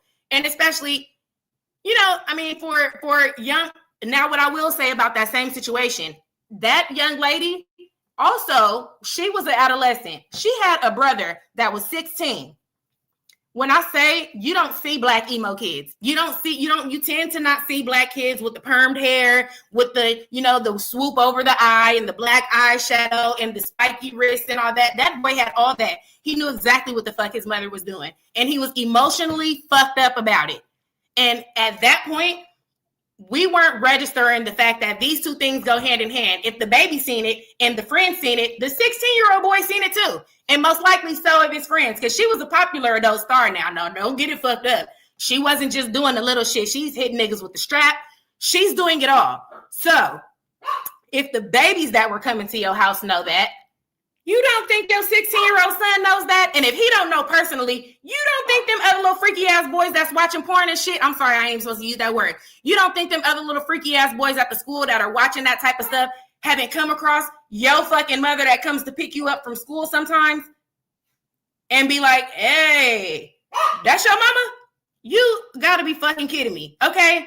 And we used to always wonder, like, damn, why is this young man so, you know what I'm saying? Why is he so the way he is? You know, like I said, not judging him. We work with children. We're here to support them. But we definitely used to wonder what the mindset behind him being that way was, because we were young. We couldn't put the whole story together. We knew what the sister was saying, and we knew what the mother. Now, child, look, this is how fucked up and stupid. Like, this is how sloppy we was. Child, my boss. Now, we was about, I would say we have to be about, during this situation, we had to be about, I was old enough to work. So I would say I had to be about 20 at the most. We were about 20 years old, all of us. It was me and a bunch of girls. All of us worked together. It was probably like 1 or 2 guys, but they were white and they were young too. So, you know, they was off the chain. Young white boys, baby, ain't no joke, okay? They used to be telling us all type of shit. But our boss was an older black woman. So she was cool as a fan. So she used to be putting us on. She used to tell us everything. She used to tell you how to get some shit. She used to tell you how to get a job done. And when I mean, you get what I'm saying. You get what I'm saying. She gonna tell you how to live and how to get by. So she telling us everything. Yeah, this nigga do this. This nigga pay for the groceries. This nigga pay for the bills. I can only afford this much. But this nigga over here breaking it. When he come over, I give him a little bit of something. This man, I'm not fucking him. He take me to dinner sometimes, but he paying the bills. So she's giving us the game as young women. She's telling us everything. This is why I'm saying girl friends, when I tell y'all this is why you got to be careful. Do you know how the fuck we found out what that young lady's mother was doing? My boss. My boss. She came in there with a cell phone one day because, as a matter of fact, this same mother was having sex with the janitor that worked there. So he would tell her certain things. She would tell us certain things. The kids were already saying certain things. And then one day, apparently, she done came across the whole shebang. She done came across this lady's whole catalog of her work. came to work and showed us all that shit. This is why the fuck you got to be careful. Because just because they don't pick up the phone don't mean that they not going to see it. Just because they don't click on the shit don't mean that they not going to see it. Somebody brought that shit to me. I would have never known that shit about that young lady's mother, specifically because even though them babies was saying that, I wasn't finna go research that shit myself. I wasn't finna go look it up and see if it was true. I knew it to be true because I could tell when the lady came in, her energy and what she did, because A, the babies were saying it, and B, this how you coming. But I wasn't finna go look it up, but this is why you got to be careful, because how the fuck I find out? My boss came and showed us that shit. Now, is she toe up? Is she toe up for doing that? Hell yeah. But the reality of it is, this is why you watch your ass, because this shit gonna land on somebody's lap that you never met. And then on top of me seeing you hit niggas with the strap and sucking, I ain't even finished. Look, child, we finna say too much. On top of me seeing that, now I gotta go back and take care of your baby for the rest of the school year. What if I was a sloppy bitch? What if I was a raggedy bitch? And I just wanted to go back and say unnecessary stuff or ask your kids unnecessary questions about shit that they see at home because they're already talking about it. And now I know for sure because this shit is on the free fucking internet. I ain't even talking about no paid site where you got to click it in and you got to pay $10 a month. I'm saying type this motherfucking name in right now on Google and the dick is going to be in the ponytail, like I said on the last live stream. Okay? That serious with it. All over the place with it. Meaning your babies are that free to click them same buttons and find that shit out. And now the interesting part about this as well is that the name that she goes by, you got this shit all over your house. You got this shit all over your fucking house. When the babies come to school and they say, oh, you know, her mom does A, B, and C, and she calls herself this, I think that's weird. Oh, that's what she calls herself. When you Google that shit, that's what the fuck comes up. This shit is all over your house. Your kids are old enough to use Google. Your son was 16 at that time. You don't think he's looking at that name up there on the wall and being like, hold on, that's not even my mom's real name. Why the fuck is this name all over the house? Like, what does that even mean? And then putting two and two together and eventually finding out that this is what you got going on. You got to be careful. You have to be careful because kids ain't going to be kids forever. People are not going to be naive forever. We're watching it. We're going to see it. You got to say it. Okay. So now I'm sorry. I see purple heart. So I see some of y'all wanted to hear that story. And it's a quick one. I'm sorry. I know I've been talking my ass off. But so the purple hearts, thank y'all for giving me the purple hearts. So I know y'all want to hear the mess, child. So my friend, child, look, I'm telling y'all people business that don't got nothing to do with nothing, child. Okay. We on here talking about some bullshit. Okay. I'm sorry, but here we are. So because I said the tapes up in it, hey, be quiet. Because I said the tape's up in the closet. Child, look, this is another example of why you need to be careful. Because when I was younger, I have a friend. I ain't gonna say too much because I'm gonna fuck around and show my face on this thing one day, and they gonna be like, bitch, how dare you? That was me you were talking about. So I gotta be fucking careful with the details I'm giving. That's funny. But so my friend, child, we grew up, we was besties, okay?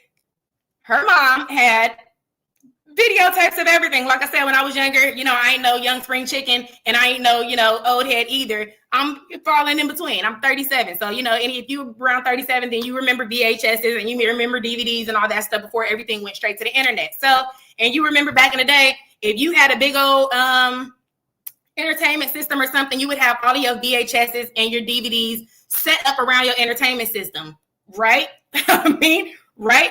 So show of hands. If you grew up that way and you had an entertainment system, did your parents have their DVDs and VHSs set up around the entertainment system? If they did, raise your hand. Okay. So my friend's mom had an entertainment system and she had all the DVDs and all the VHSs set up by the entertainment system. And so, yeah, okay, we watched the shit that's right there.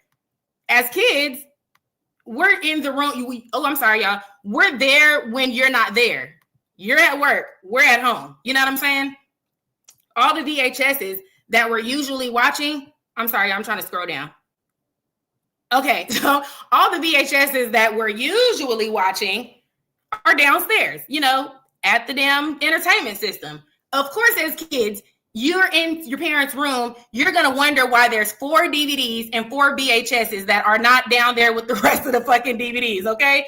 Am I right or am I wrong? As a child, as a curious child, immediately upon stumbling upon a set of DVDs that is not downstairs with the rest of the movies that you usually watch, you're going to have some questions. Now, look, y'all, we supposed to be in here talking about the topic. I'm telling y'all all my fucking business, okay? But anyway, back to the story. Here we are. So yeah, we stumbled across this little set of DVDs and VHSs. My friend said I still have some DVDs. That's funny. So we stumbled across this little set of stuff, and we're like, dang, hey, why are these, child, I'm finna say some, look, I'm never showing my face on this motherfucker. I'm never showing my face on this shit with the shit I'm finna say, because ain't no fucking way I'm gonna be able to say this and she ever see this shit and be like, bitch, I'm gonna kill you, okay? I am so sorry, but I'm finna say this shit because it's funny as fuck, and we all the way here, child. Let me see. So, yeah, so we come across this little, shit is fucking terrible, y'all. We come across this little set of DVDs and shit, and so we're like, what the fuck? Like, what is this? Why aren't these down there with the rest of them? Some of them are blank, some of them you don't know what they are. Some of them are in like a little slip cover. One of them specifically, chill. One of them specifically, when I tell you it was a white cover, and this is why I keep explaining it so much, because if you know anything about like VHS covers and shit like that, this is so funny to me. But she's going to be like, bitch, this is not funny at all. What the fuck are you doing? I'm sorry. So, this little slip covers that they come in, they usually have like the picture from the movie or whatever it is on there. So you're going to be able to look at the slip cover and see like, oh, this is Men in Black, or this is, you know what I'm saying? This is Rush Hour, or whatever fucking movie it is. You're going to be able to tell by the slip cover, right? So all of these slip covers that were on the DVDs and the VHSs were like either blank or they had like weird wording on there. So look, my stupid ass talking about some weird wording on there. So fucking to us, that shit was weird wording. We kids, we don't know what this shit means to us. We ain't never heard this shit. So we're like, what the fuck does that mean? What? We bumping brains trying to figure out what the fuck this could even mean. So we looking at the damn stuff and we're like, damn, we don't even know what this means. Some of this stuff, some of them are blank, some of them are looking at them. So one specifically was white, but it had big green letters on it.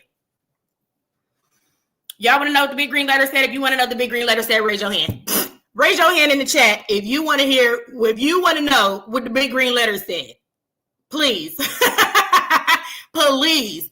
Let me know if you want to hear what the big green letter said, child. Because when I say what the hell, I mean what the hell. And this is why we have to be careful. Look, all this shit is leading back to, this is why we need to be careful. Because I'm going to tell y'all some shit, okay?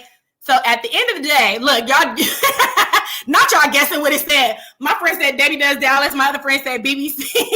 Nope, it wasn't even them, child. And that wouldn't even have been weird wording to me. Honestly, I would have read BBC. I probably would have been like, what does that stand for? Debbie Does Dallas. I probably would have been like, I don't know. Maybe Debbie is probably trying food around Dallas, or she's touring around Dallas trying to see what's around Dallas. But nope, neither one of them probably would have struck my brain to make me even go put the shit in the fucking VHS. And this is how I'm saying, this is how far we finna take this story. We popped that motherfucker in. So as soon as we get to what the name of this shit was, we moving on with the rest of the story. My other friend raised her hand. My friend's successor says, big booty bodacious. No, because I feel like if I would have known Big Booty Bodacious was something I shouldn't have watched. Okay. Big Booty Bodacious for me would have been a red flag, and I would have been like, hey friend, we probably should put that back, because they talking about booty on here, and I don't know if we should be looking at booty, okay? At 11, I would have at least had the gumption to say, put that one back, because it say booty on it. Didn't say that either. My friend Cream 794 with her hand up. My friend Chocolate Kisses says Jada Fire in this piece. If you know, you know. My friend Cream 794 says British Broadcasting Corporation. Y'all are funny as hell. So I'm gonna drop it on y'all ass, because like I said, a lot of words to me at that age, we're neither here nor there. You know what I'm saying? Like any word that was like a regular, anything that sounded regular or anything that was like, too normal, I wasn't going to think too far into. So this, my friend said Ghostbusters and my other friend said Cockpit. Y'all are funny. Is my phone dying? I think I got to charge my phone. Let me grab look, I'm going to give y'all 2 more seconds. I'm going to grab my charger. I'm going to be right back. Hold on.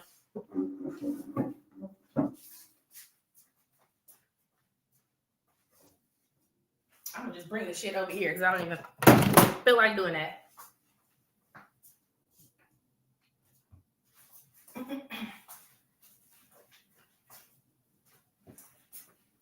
Well, shit, I might as well take a sip of some water now that I'm mad at y'all. Hold on, give me 1 second. Not my friend Chocolate Kissy said baptism. Hell no, you better not have said no. Ooh, baby, when I tell y'all what we seen when I popped that VHS in, if that shit said baptism on the front, we going to hell for watching it, okay? Let me see. Let me take a sip of this water really quick. So yes, like I said, words, I knew what words meant. But the way the words were set up on some of these DVDs on the DVDs and VHSs that did have words, were set up in a way that, usually we don't say. So we're questioning some of this stuff. So like I said, we get to the one with the big green letters on it. The one with the big green letters on it said, slippery when wet. Okay? Slippery when wet. And now this is so specific to this situation. This is exactly why the fuck I said I'm never showing myself on camera, because she gonna remember slippery when wet. Okay, my friend is going to fucking remember this, and ain't no way if she sees this shit she is ever gonna fucking speak to me again for telling y'all this shit. This is so funny to me. Okay, and I'm not telling y'all her business. This is just fucking funny. But so y'all don't think I'm a mess. Please don't think I'm a mess. This shit is just hilarious. So it says slippery when wet in big green letters. Of course, it's a white slip cover, and all it says is slippery when wet. To our 11-year-old minds, we don't know what that means besides slippery, wet, maybe slip and slide, maybe, water park, maybe fun, maybe this is a kid's movie. Bitch, maybe this is a kid's movie. Maybe this is for us to watch. And she got this hidden up here because she was going to bring it to us and surprise us with this water park movie. We have to sneak and watch it. When I tell y'all this is what the fuck we were sitting here thinking, I'm saying we were sitting there like we need to hurry up and watch this shit before your mama get home so that when she comes here and she tries to surprise you with it, we can still act surprised like we never seen it. This is our brains. I'm telling you, honestly, no malice, no trying to be grown, no trying to look at some shit that we didn't have no business looking at. This is what we were doing. I'm sorry. I'm going to read some of the comments. Let me see. My friend Cream794 says all googly-eyed, like he's saying something off Substance is wild. She's not that bright. So let me see. My friend, let me see. My friend Cream794 says that was an album cover. Well, damn, baby, what was the music about? What was the music about? Because when I tell y'all what the hell was on this VHS, them songs couldn't have had nothing on this child. And if it was, it must have been the damn soundtrack for this damn VHS. Because, baby, I still ain't nothing to this day. As a 37-year-old woman, seen the shit we seen on that VHS when we popped that shit in. It was not the water park, y'all. It was not a kid's movie. And she was not holding that shit in the room to surprise her with it for oh, hell no. She was not holding that shit in the room to surprise her with that shit for later. And do you know what we also saw in her? Look, bitch, we done watched the whole fucking catalog. Do you know what we also saw in her room? That goddamn R. Kelly tape. This is why the fuck you be careful. This is why you be careful, y'all.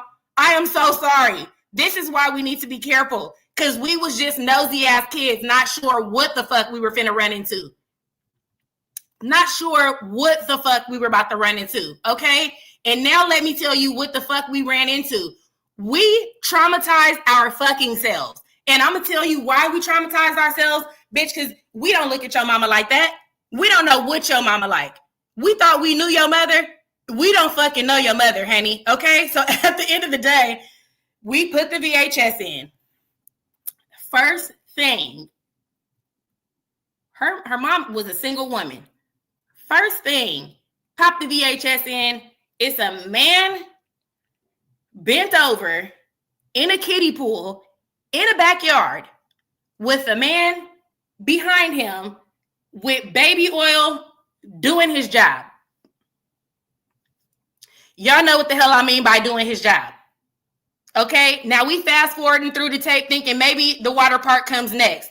Hell no. The slippery when wet was right there at the fucking kiddie pool with the baby oil.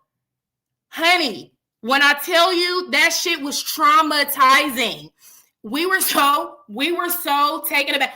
At that point, I don't even think I had seen a fucking penis at that point. At that age, I don't even think I know what a male private part looked like. I don't even think I had seen any sort of sexual interaction between a man and a woman at that point. Popping that shit in, okay? Popping that shit in and seeing them do what they were doing, not even because it was men, because they were having sex instead of sliding down the fucking water park slide like they were supposed to be doing, which was at the water park going down the slide so we could hurry the fuck up and rewind the tape and put it back so she could surprise her with it later. We kept fast forwarding thinking we gonna eventually, maybe somebody, because back then you could double the tape too. So if you had a tape, you could double it and you could like film something over it. So you could, I don't know how to explain that, but you could use a tape and then record something over it. So the original tape is kind of gone and then it's just whatever you recorded over it. So we're thinking maybe they did something weird with the beginning of the tape. Hurry up, fast forward. That's nasty. We don't want to see that. We fast forward into the dick in the mouth now. Now the dick is like, oh, okay. What the fuck? Now we knew her mother to be a straight woman. So of course we're already traumatized because we ain't never seen this. And look, my friend Queen Chelsea said, D, what the hell? I don't know. I don't even know how we got here, friend. I don't know how we got here, but we gonna finish it. We gonna finish the story now, shit, okay? But so we fast forward because we like, it'll stop. No, go to another part. But every other part we went to was more shit we shouldn't be seeing, and it's getting more and more and more severe, like more and more serious the more we fast forward. So eventually, clearly, we like, take this shit out and go get the other one. Why the fuck would you go get the other one? What the fuck you go get the other one? This how we seen the R. Kelly shit. What the fuck you go get the other one for? There was other DVDs down there at the entertainment system we could have picked up and said, watch them. After VHS number 1, we should have realized the rest of the shit upstairs is probably not to be touched. Bitch, we went and got another. We swapped that motherfucker out for another tape, and then it was the R. Kelly tape. This is why you have to be careful. When I say I don't even know, oh my gosh, I'm about to tell y'all. Look, I'm sorry, y'all. I'm finna just say all of it. If y'all don't want to hear none of this shit no more, y'all can go ahead and come back to the next live stream when we talking about Gina and them, because we here now, so fuck it, okay? But so yes, so we doing what we got to do to make it, to get it straight. So like I said, I don't even know why the hell we ended up going to get another one instead of watching what was downstairs. So we're rewinding shit and trying to like get the shit out of our brain, rewind it. We don't know how to, we knew to rewind it because obviously when you're a kid and you have VHSs, in order for you to rewatch the movie, you have to rewind it, so you have to rewind it to start the movie over. I don't know how old everybody is in here, but now shit just starts from the beginning, or a DVD will just start over, but back then you had to rewind the VHS. So try to rewind it to the beginning, act like we never seen it. But her mom comes home and we're fucking disgusted. Like I said, her mom is not disgusted at the fact that it was 2 men, disgusted at the fact that why her mom wants to see this shit. Okay, so we're like, so our brains are so scrambled. And her mom comes home being regular as fuck. And we looking at each other like, no, the fuck she don't. No, the fuck she don't. Got the nerve to come in here acting like she don't be watching this shit. You just traumatized us, lady. What the fuck are those videos in your room? Are you crazy? So this is how that happened. Now, when I tell you this shit is finna blow your mind, this next story is finna blow your mind, okay? Okay. Here we are, okay? So my other friend, and like I said, you can do what you want to do. We did not expect her mom to be, her mom is a very put together person where she's gonna, wear her suit jackets and she's gonna, you know what I'm saying? She's a very put together person. She's not over sexual.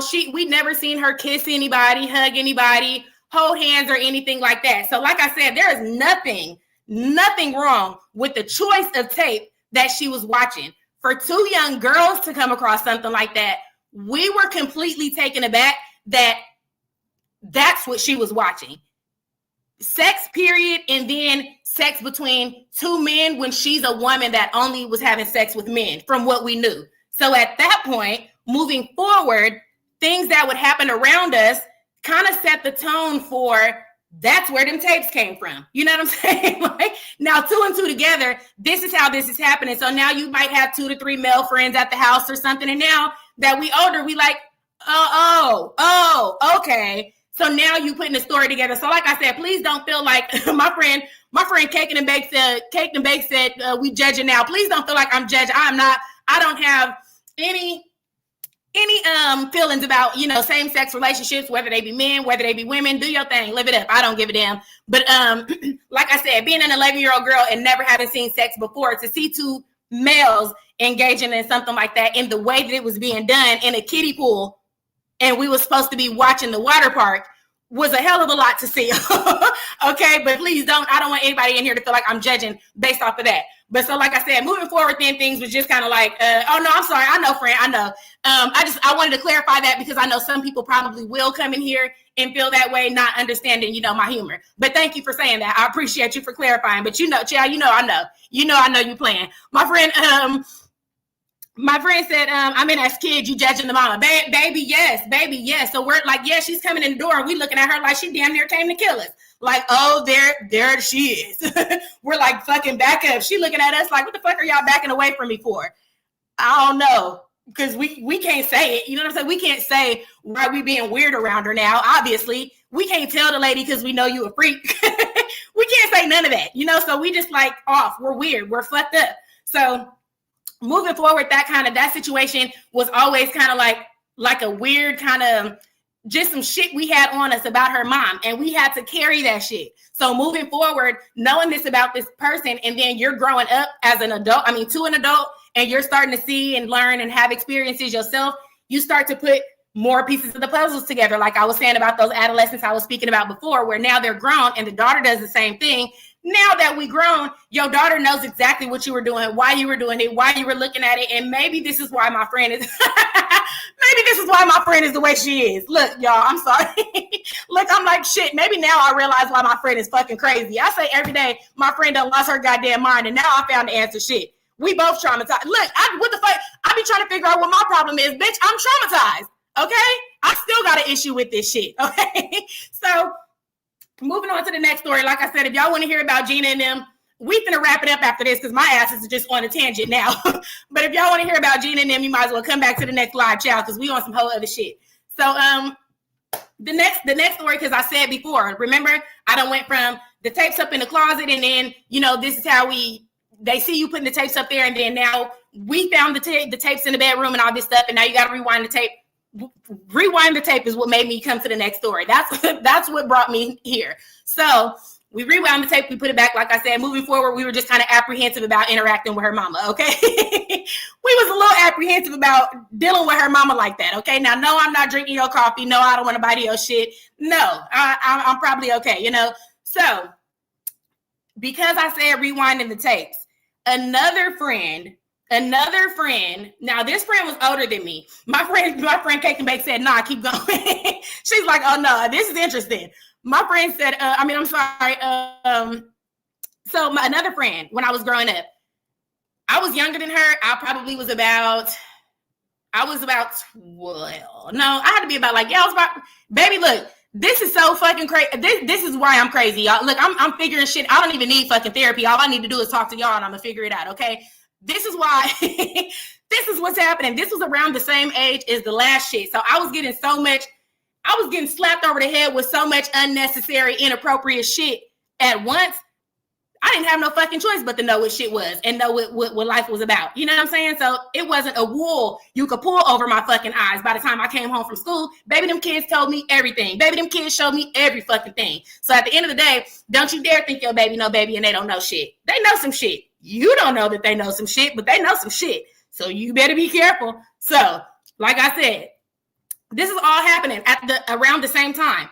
My friend Jay Bicker says, bring your own silverware to her house. That's funny. Somebody must be talking about Gina or something. But my friend Chocolate Kisses says, loving the story time, laughing my ass off. Mama was grown doing her thing, and y'all plundering. That's funny. No, she was definitely living her life. I just don't think we were supposed to know she was living her life, and she should have been more careful about living her life so that we didn't find out the type of life she was living. But let me see. So my friend was a little older than me. I had to be around the same age. So we're freaking, my friend Helen Hicks said, talk Dee, we listening. Thank you, friends. I know y'all probably like, this woman is crazy, but I'm having a good time now. So shit, I hope y'all are too. My friend was probably around 14 or I'll probably give her like 14 or 15 because she was in, she had to be like 13 because she was in middle school and I was in elementary school. So this must have had, look, bitch, this was the precursor to the Slippery When Wet video. This happened before. So this was like, this was the pregame to Slippery When Wet. Somebody said, somebody's asking about his channel. Let me see. My friend Jay Vicker said, Dee, no, you started bringing your own silverware to her house after seeing the tapes. After seeing the tapes, I couldn't drink out another fucking cup, another spoon, another fork, bitch. I couldn't sit on the couch. I couldn't even look the bitch in her eyes at that point. I was scared of that lady after that shit, okay? I'm so sorry. But look, I'm so sorry. This is just me telling y'all the truth, okay? I was a child. This shit was crazy to me. So my friend RC Shan says true. We always saw stuff at our auntie house as teens. See? And we don't be trying to be nosy. It's just what you do as a kid. You snoop and you see shit and you find out stuff. So now this shit is about to get so fucking messy. This is why I'm not gonna keep doing this with y'all. I'm getting the fuck off this computer after I tell this story, okay? Now, after I get off this computer, y'all don't never say none of this shit again to nobody else, okay? And look, friend, if you want here in this story, if your shoe is fitting this story a little well and you start to be like, bitch, is this you? Don't just back out, friend. Just back out while it's safe, okay? So my friend was a little bit older than me. She had to be probably about 13 or so. And I think I was, because she was like in 8th grade. And I was in elementary school. I think I was about 5th grade. So I had to be like 10 years old because I didn't turn 11 till, baby, I'm giving y'all the whole goddamn timeline. I didn't turn 11 till middle school, child. Let me see. She might be filming this shit to make fun of his environment. Look, my friend is touching on that topic. She said she might be filming this shit to make fun of his environment to show, she's talking about Gina, showing us where he is to kind of show who he is and how he is. I understand that. And that's a good one. Like I said, I had to be middle school. I had to be elementary school and she was middle school. And I'm only saying this because it ties the whole story together. So our schools were next door to each other. My elementary school was next door to her middle school. My brothers also went to middle school with her. So they were friends with her. Now, baby, I am about to try not to say nobody's name because I'm telling this story so fucking comfortably. I'm finna tell you, you know what? Because Jacob and Jennifer said like a damn fool. So she went to middle school with my brothers. I went to the elementary school next door. So at the end of the day, we lived in an apartment building that was nowhere near where we went to school at, actually. So I don't even know how she ended up moving where we moved at because we lived nowhere. When I say no fucking near where the school was, we lived nowhere near where the school was. But she ended up coming to move in our apartment building. So all of us. That year, they were all transitioning. My brothers, her, and some of the other kids that lived in the building were all transitioning to high school. So everybody there was older than me. I was the only elementary school age kid around at that time. So I'm being drugged here, there, everywhere. I'm seeing all the fights. I'm seeing girls kissing on boys for the first time, boys kissing on girls for the first time. I'm seeing all type of shit because I'm the only baby in this group. They dragging me to go see their friends beat each other up in the alley. They dragging me to go see their friends do all type of shit. They dragging me to go steal from the store, okay? They dragging me to do everything under the fucking sun. And here I am behind them. Baby, look, we into another story. Baby, one time they took me to Staples. They used to do shit like go in groups. They would go in groups in stores and steal a bunch of shit and then just leave as a group so that the people couldn't stop them. So one day we went, I'm going to know a whole nother story, but I promise you I'm gonna double back. But we went in Staples one day and I'm sorry, hold on, let me fix this. I'm about to put this sock back on. But and that's my chair, y'all. Don't be like, what the hell is Dee doing in there? That's my seat. So one day we went to Staples and they ransacked Staples. So that's why I be saying rough around the edges, baby. I'm there. I can meet you right there, okay? So they went in, they took all type of shit, but now we're kids. They're middle school, like I said, about 13 years old. I'm about 10. So they go in there, they take a lot of shit out of Staples. Me, because I'm being drug along for the process, I'm like, well, you know what? I'm gonna take a little something too, but I'm so scary. I do not like stealing and shit, okay? I don't like to do nothing bad.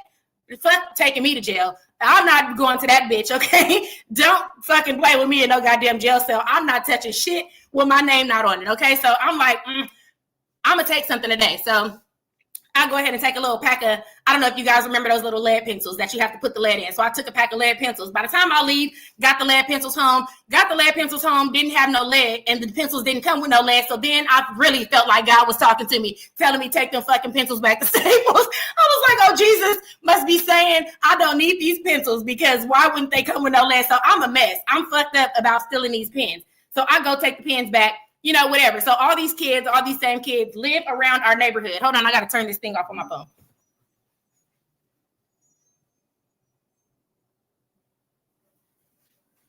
So all these kids live around our neighborhood. Somehow, like I said, we don't live by the school. We don't live anywhere near the school. But a lot of the kids in the school used to live in our apartment building. I don't know how that worked out, because now you have to kind of live near your school. So back then, it used to be just all of us outside.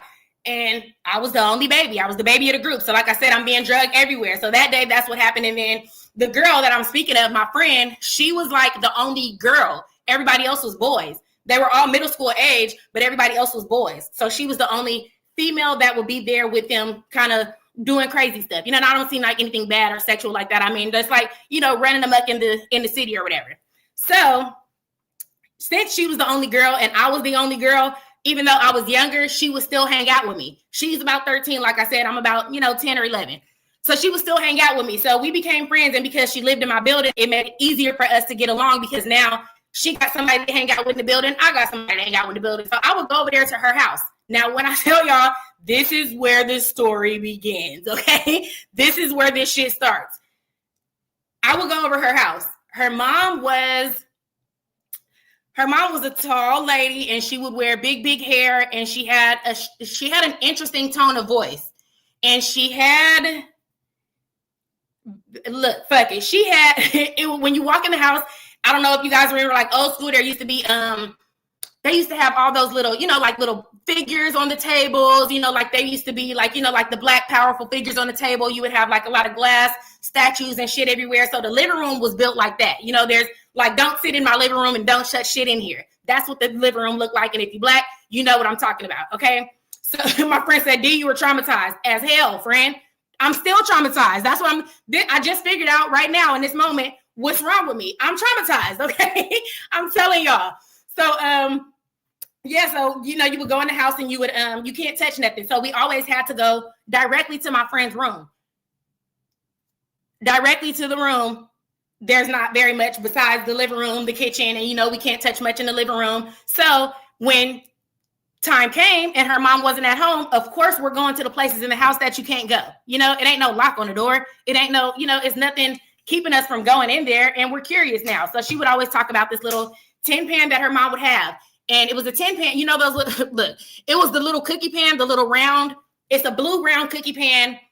It's like a blue round cookie can, and it has a top on it, and they're like sugar cookies or something. And they come in different little shapes, and they usually come out around like Christmas time or something like that. And then, your grandmother or something might eat all the cookies and then put her sewing shit in there. Or, you know what I'm saying, might have her medicine in there or something like that. But her mom used to keep her weed in there. So I don't even know if I'm supposed to be saying that word, but baby here, she used to keep that in there. So she used to keep that in her little tin pan. So one day she wanted to, now she's middle school age. I'm elementary school. I'm not interested in no weed. Every time I was over there, and of course, people were smoking weed at my house and stuff too. So it's not like I was like, oh my God, what does that smell? But it just was something that didn't attract. I was about to shit. I was about to say, baby, it was just something that never attracted me. That's a motherfucking lie. It didn't attract me then as a child. Okay, hold on one second.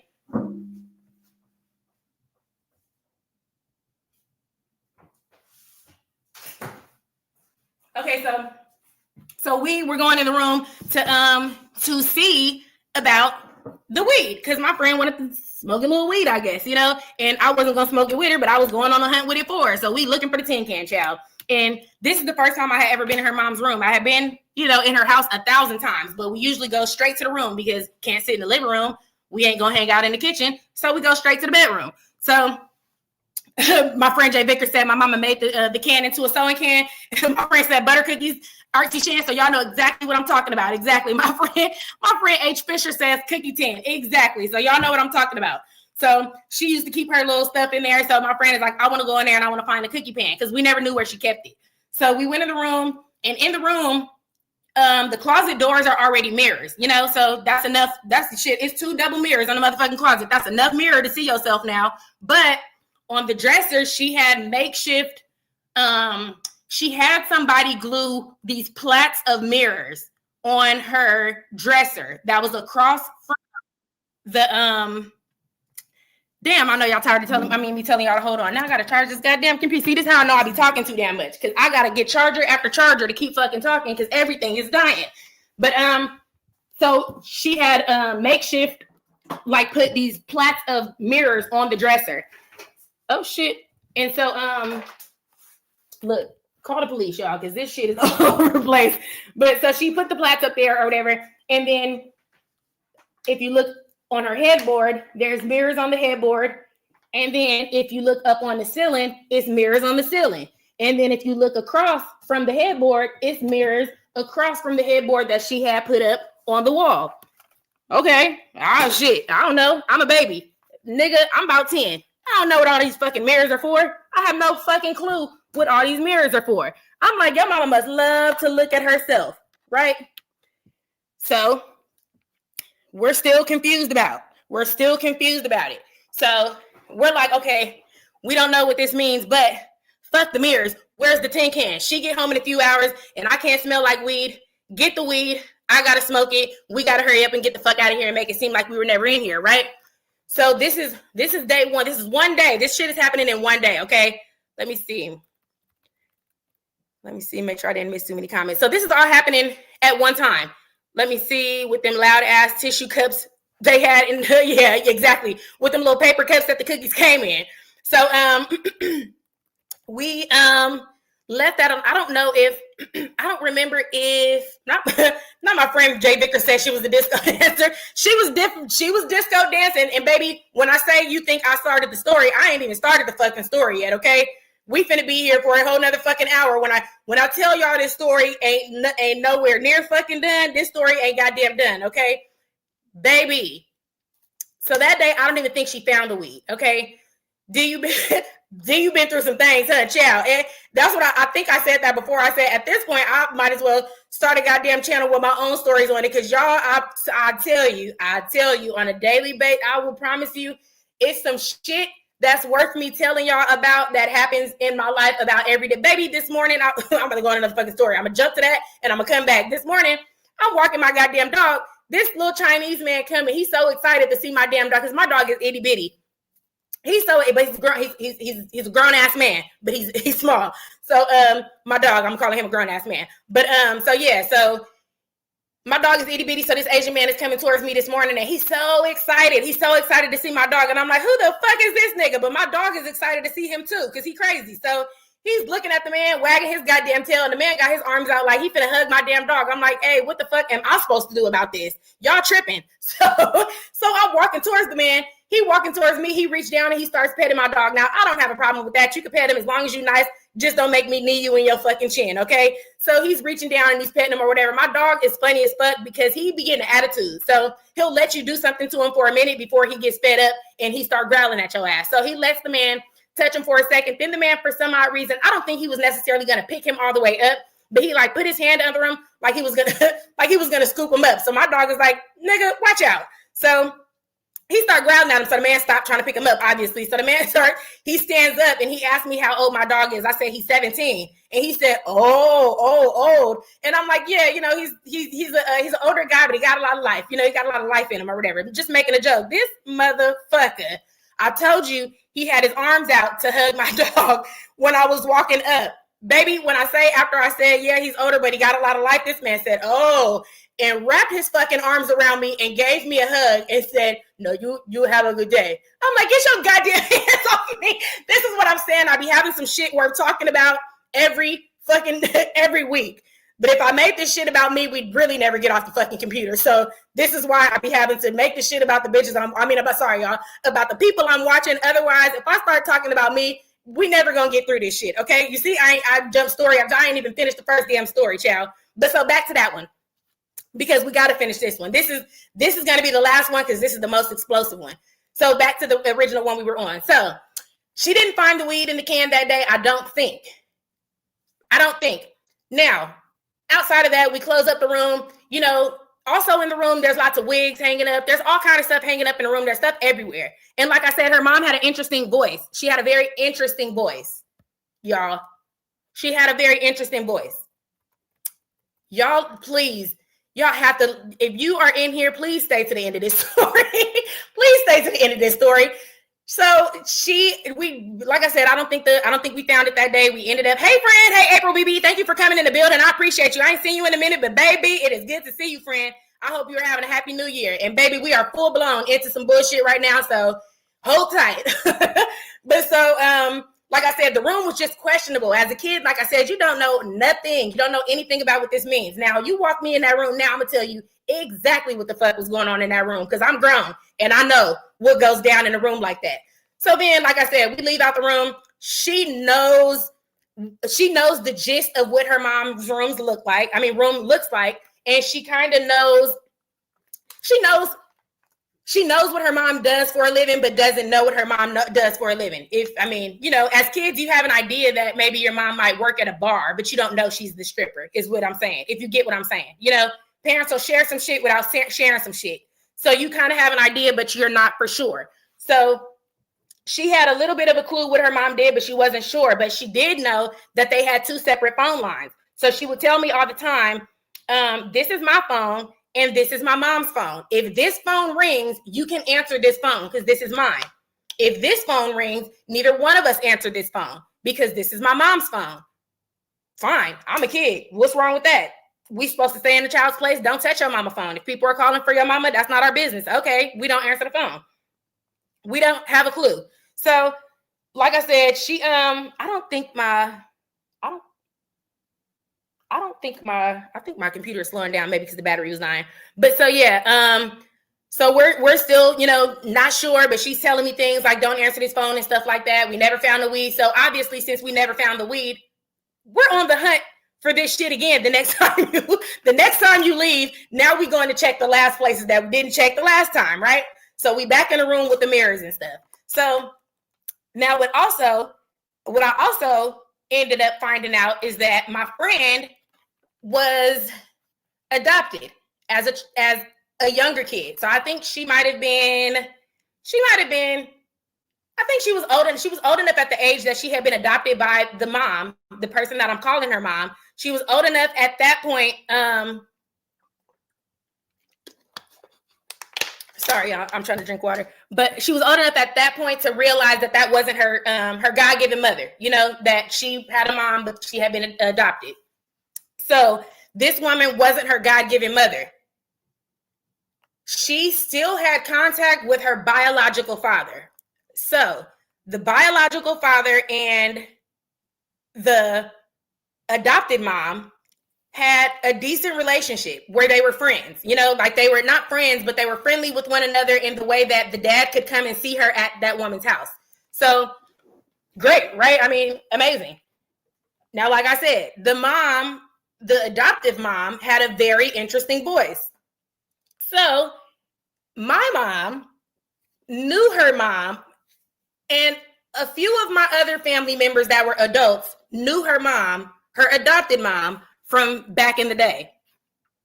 Now, back in the day, her mom, the adopted mom, was not a mom.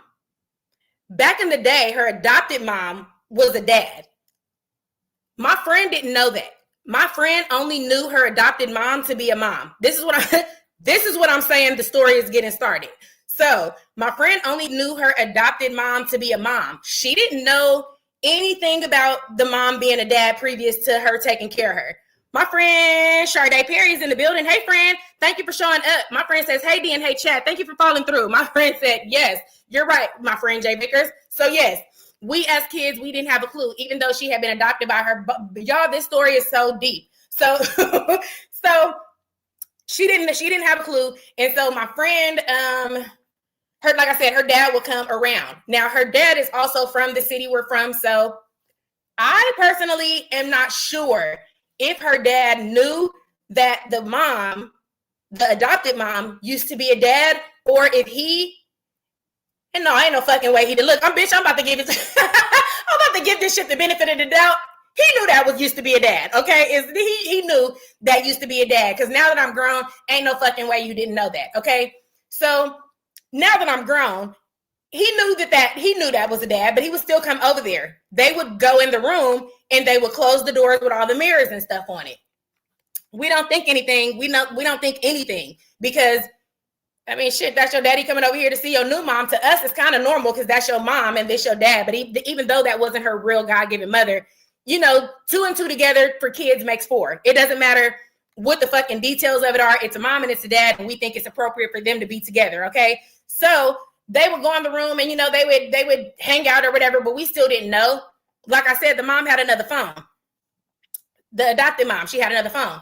So the dad would come over, he would see her, he would hang out with the mom or whatever sometimes. And then one day, I don't know exactly what happened that day. I just remember being there. So one day I had gone over there, we go back to the room and we're chilling. And then the dad comes over there and he's there for a significant amount of time. And then all of a sudden you hear rumbling and thumbling, child. They in there beating each other the fuck up. Okay. They in there whooping each other asses. We still think the mom is a mom. We don't know that he's beating this nigga up like he's a nigga, okay? We're wondering why you going so fucking hard on this woman. And we're also wondering why this bitch is keeping up the way she keeping up. Because we don't know she's not a fucking mom, okay? We are confused. So, okay, not my friends. Y'all crazy. But so seriously, we wondering like, damn, like, he fighting your mama, but your mama got hands like a mug, you know, not even realizing what's going on. So, like I said, this is happening. We're confused. We're so lost. We don't know anything. So then by the time, this is when I found out that the mom wasn't a mom. Because then by the time I went home, I was so bitch, I'm saying traumatized. We're at another level of traumatization. I'm watching this shit happen at my friend's house. I'm not even seeing this shit at home. I'm seeing this shit for the first time at my friend's house, okay? So this happens. I go home and tell my mom, like, hey, you know, like, I don't know, they're over there being weird. They're over there being weird, fighting and shit. You know what I'm saying? And I'm like, her mom is low-key fucking the dad up. You know, I don't know what's happening at her house right now. And so my mom then, because I think, honestly, the only reason my mom told me what was going on is because she didn't want me to be fucked up by the fact that I was going to see her dad again. And I think she didn't want me to look at him like he was willing to beat up a woman. So she didn't want me to be afraid of him in the sense that he would just put his hands on any woman around him. So she told me that the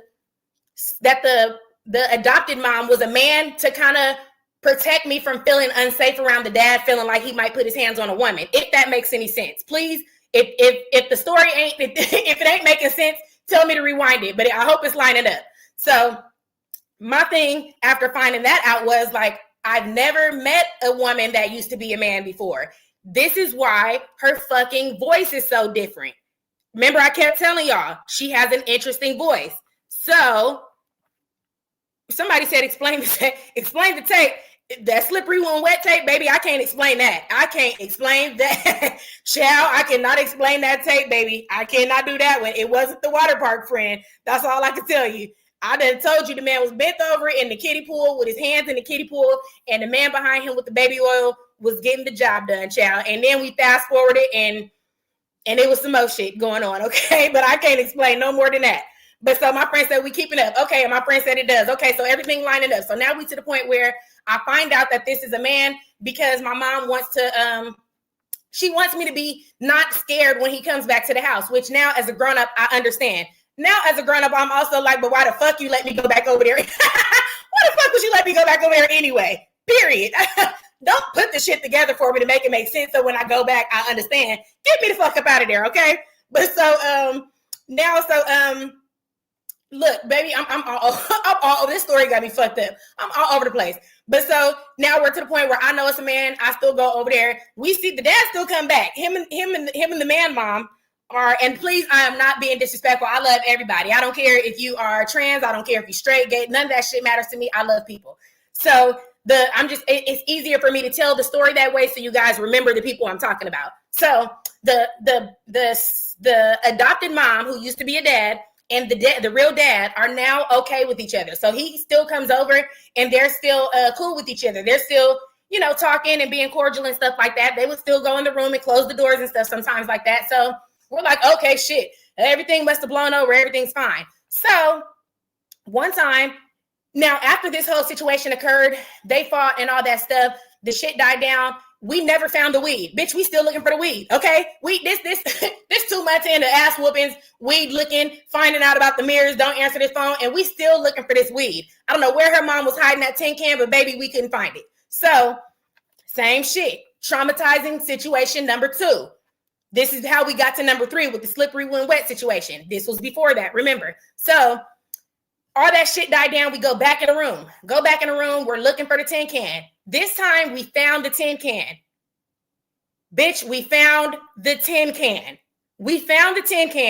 And with the tin can is a set of DVDs. Now, y'all know anything about me and a fucking set of DVDs that ain't in the right spot is going to be watched. Goddamn, here we are again. I don't know why we picked these DVDs up. Actually, we found the DVDs and the tin can, but at some point of the day, I ended up having to go home. So I didn't get to watch. No, it wasn't DVDs. It was VHSs. It was VHSs. So I didn't get to watch the VHSs with her. This time I wasn't, this was before the slippery when wet situation. So I didn't have like the idea of like, well, what could this be or anything. At that point, we were strictly on a mission for the weed. So we didn't care about the DVDs at that point. Well, at least I didn't care about the DVDs at that point. So my friend Chocolate Kisses says, not more DVDs. Y'all know me and the DVD, bitch, you better hide it because I am going to find it.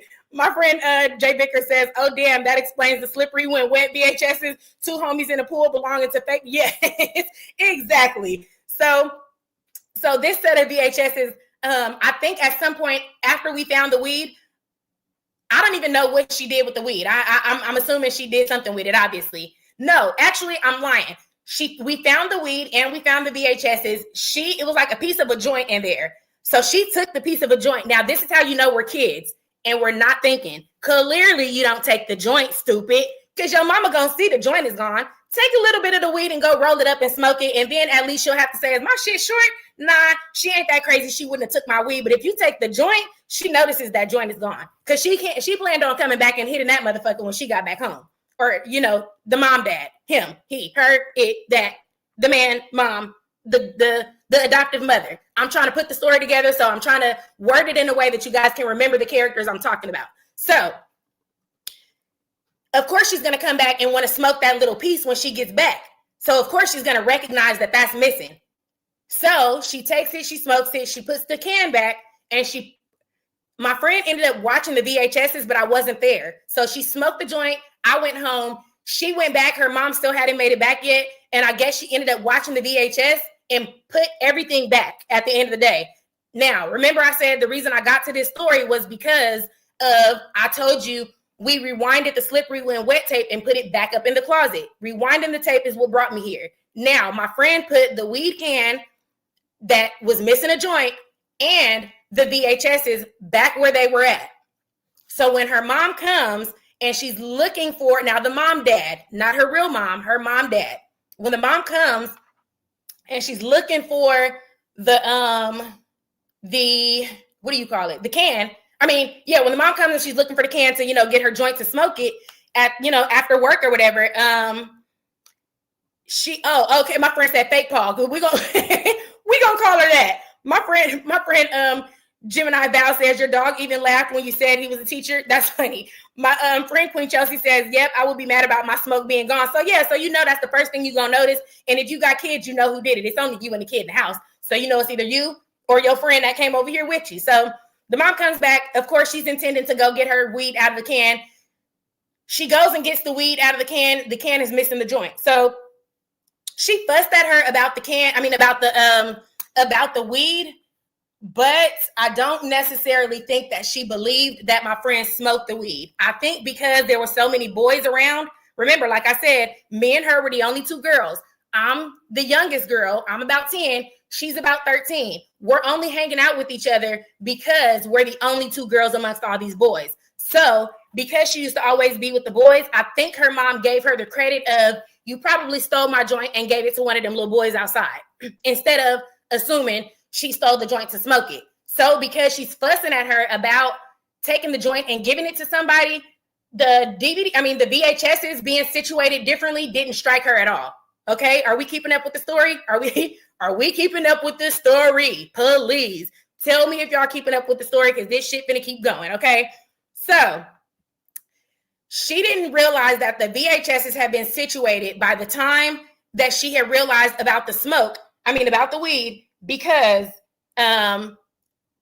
she was just worried about the weed at the time. So that week, the same week that all this shit is going on with with all this stuff going on, we were going to some sort of summer camp.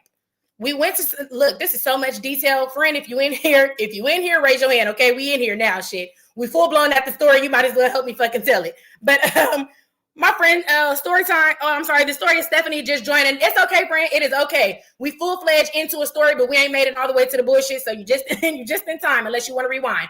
But so we're past all that, and then this same week we're going to summer camp.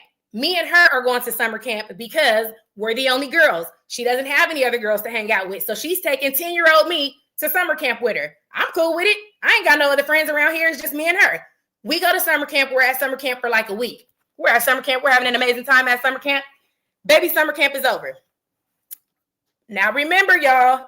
Remember, the mom used to be a dad, but she also has, the mom is her adoptive mom, and she used to be a man. Her real dad still comes around. The adopted mom, my friend says, we keeping up. Thank you, friend. Thank you, my friend Helen Hicks. So the adopted mom comes to pick us up from summer camp a week later. Now, the last conversation that we left off with, me leaving their house, was her taking the weed. So the last thing I remember was her mom was frustrated about the weed situation. The adopted mom that used to be a man was upset about the weed situation. So when we get back, when she's picking us up from summer camp, we're not thinking anything of it. The weed situation is so old. You know what I'm saying? Like to us as kids, we like, that shit is old. Whatever. Get some more weed. You'll be fine. So she picks us up or whatever, but she picks us up and she's irritated than a motherfucker. So we like, damn. So we walking on eggshells. And at this point, my nigga, I know. Now, I still don't know if my friend knows, but I know that the mom used to be a dad, because my mom told me, remember, to keep me comfortable so that if that ever happened again with the real dad and the now adoptive mom that used to be a dad, if they got to physically fighting again, I wouldn't be uncomfortable. I would know that this adopted mom was a man, so that I wouldn't feel like he's putting his hands on a woman. So remember, I now know in the backseat of this fucking truck that the person who picked us up is coming off as a woman, but I know this is truly a man. Nothing wrong with that. That's just the facts on the table so you can understand the story. She picks us up. My friend is in the front seat. I'm in the back seat. Bitch, when I tell you, she was so irritated, and we're trying to figure out like what's going on. And she mentioned, now the adoptive mom, she brings up the tin can again with the weed. And we like, damn, I know she didn't pick us up a week later and she's still irritated about this tin can. Bitch, she said, I know what you did with that tin can. She said, no, I didn't do anything. She's still trying to plead her case about I didn't do anything with the tin can. She said, okay, but what the fuck did you do with those tapes on top of the tin can? This is when I say this. This is when I say the story is getting started, y'all. She said, but what the fuck did you do with the tapes on top of the tin can? My friend looked at her and said, what tapes? Now, as a kid, you finna say any fucking thing. Because what you mean with tapes? The tapes you had to move in order to get the fucking tin can, okay? In order for you to get to my weed, you little lying motherfucker, you was gonna have to take them tapes off that tin can in order to get a hold of it to open it up.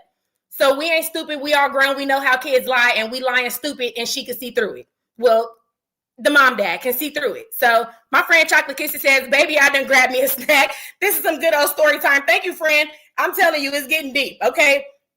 So she's like, what did you do with the tapes that are on top of the tin can? She's like, what tapes? And she says, literally says, the fuck you mean what tapes? And I'm sitting back there shook. Because like I said, I know this is not a mom. I know this is a dad now. And I know how strong she is because she was fucking the real daddy up, okay? So I'm back here afraid for my life, bitch. When I just told y'all, I'm sorry, I keep cussing and I'm calling y'all bitches. The deeper I get in this story, the deeper it gets, okay? But I'm saying, I'm so fucking scared at this point. I'm 10 in the backseat knowing that this is a man. I'm knowing how the pieces of this puzzle is coming together. The last time I seen you fight, you beat the man up and shit. So I'm like, oh, she about to get in trouble. She's getting so mad, but I don't understand where she's going with these tapes. You know, I don't know. And now remember, we got here because I said me and my other friend rewinded the tapes and we put them back. So we're here to this story. My friend is telling her, I don't know what tapes you're talking about. And she says, the fuck you mean, what tapes? And so she takes her fist and socks my friend in the chest, okay? Remember, y'all, this is a mom, dad. This is not her God-given mother. This is her adopted mother that used to be a man that beat her fucking daddy up, okay? I'm in the back seat. This is where the story is going. So she takes her fist, she socks her in the chest. And so she said, you think I'm fucking stupid? You've been watching them tapes. You think I don't know you watched them? You didn't rewind none of that shit. So that's how her mama knew what she'd been watching. And I didn't know that my friend had watched it because remember, I left and I went home after she smoked the weed. So I didn't know she watched the tapes. So I'm sitting here finding all this shit. I'm like, bitch, you watched them tapes? I'm low-key appalled with the fucking mom dad. Like, bitch, you actually did watch the tapes? So now she holding her by the chest, okay? Now she's holding her by the chest at her, nigga, we didn't even get out the fucking parking lot of the summer camp. We're in the parking lot of this motherfucker, okay? She has her by the hand, by the shirt, I mean, and she's just yelling at her. And she pushed her back into the seat. And she's like, don't fucking worry about it because I'm going to deal with you. So the whole time we're riding, we make it probably 5 minutes now. Now that I'm grown, I know why the fuck we went around. Now I know why we went around the corner because it was too many adults at that summer camp seeing what the fuck was going on.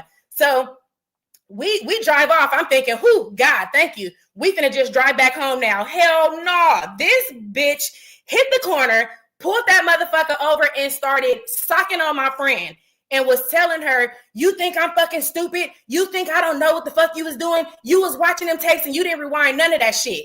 Remember I told y'all we couldn't answer the other phone?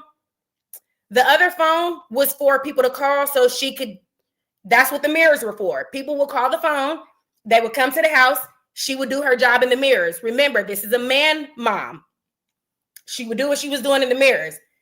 The tapes that my friend found were tapes that she had made with the people that were calling that phone and coming to the house.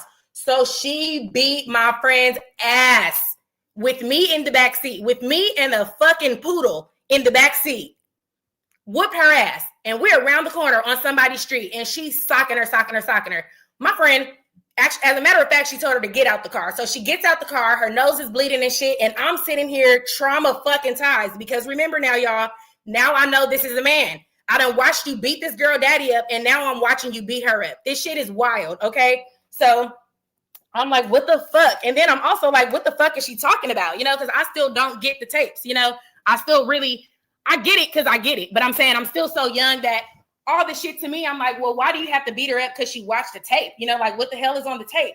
And so then my friend, I don't even know. So my friend gets out the car. She walks off. Me and the poodle, motherfuckers. Me and the poodle are still in the back seat with the fucking mom man. My friend is walking down the block.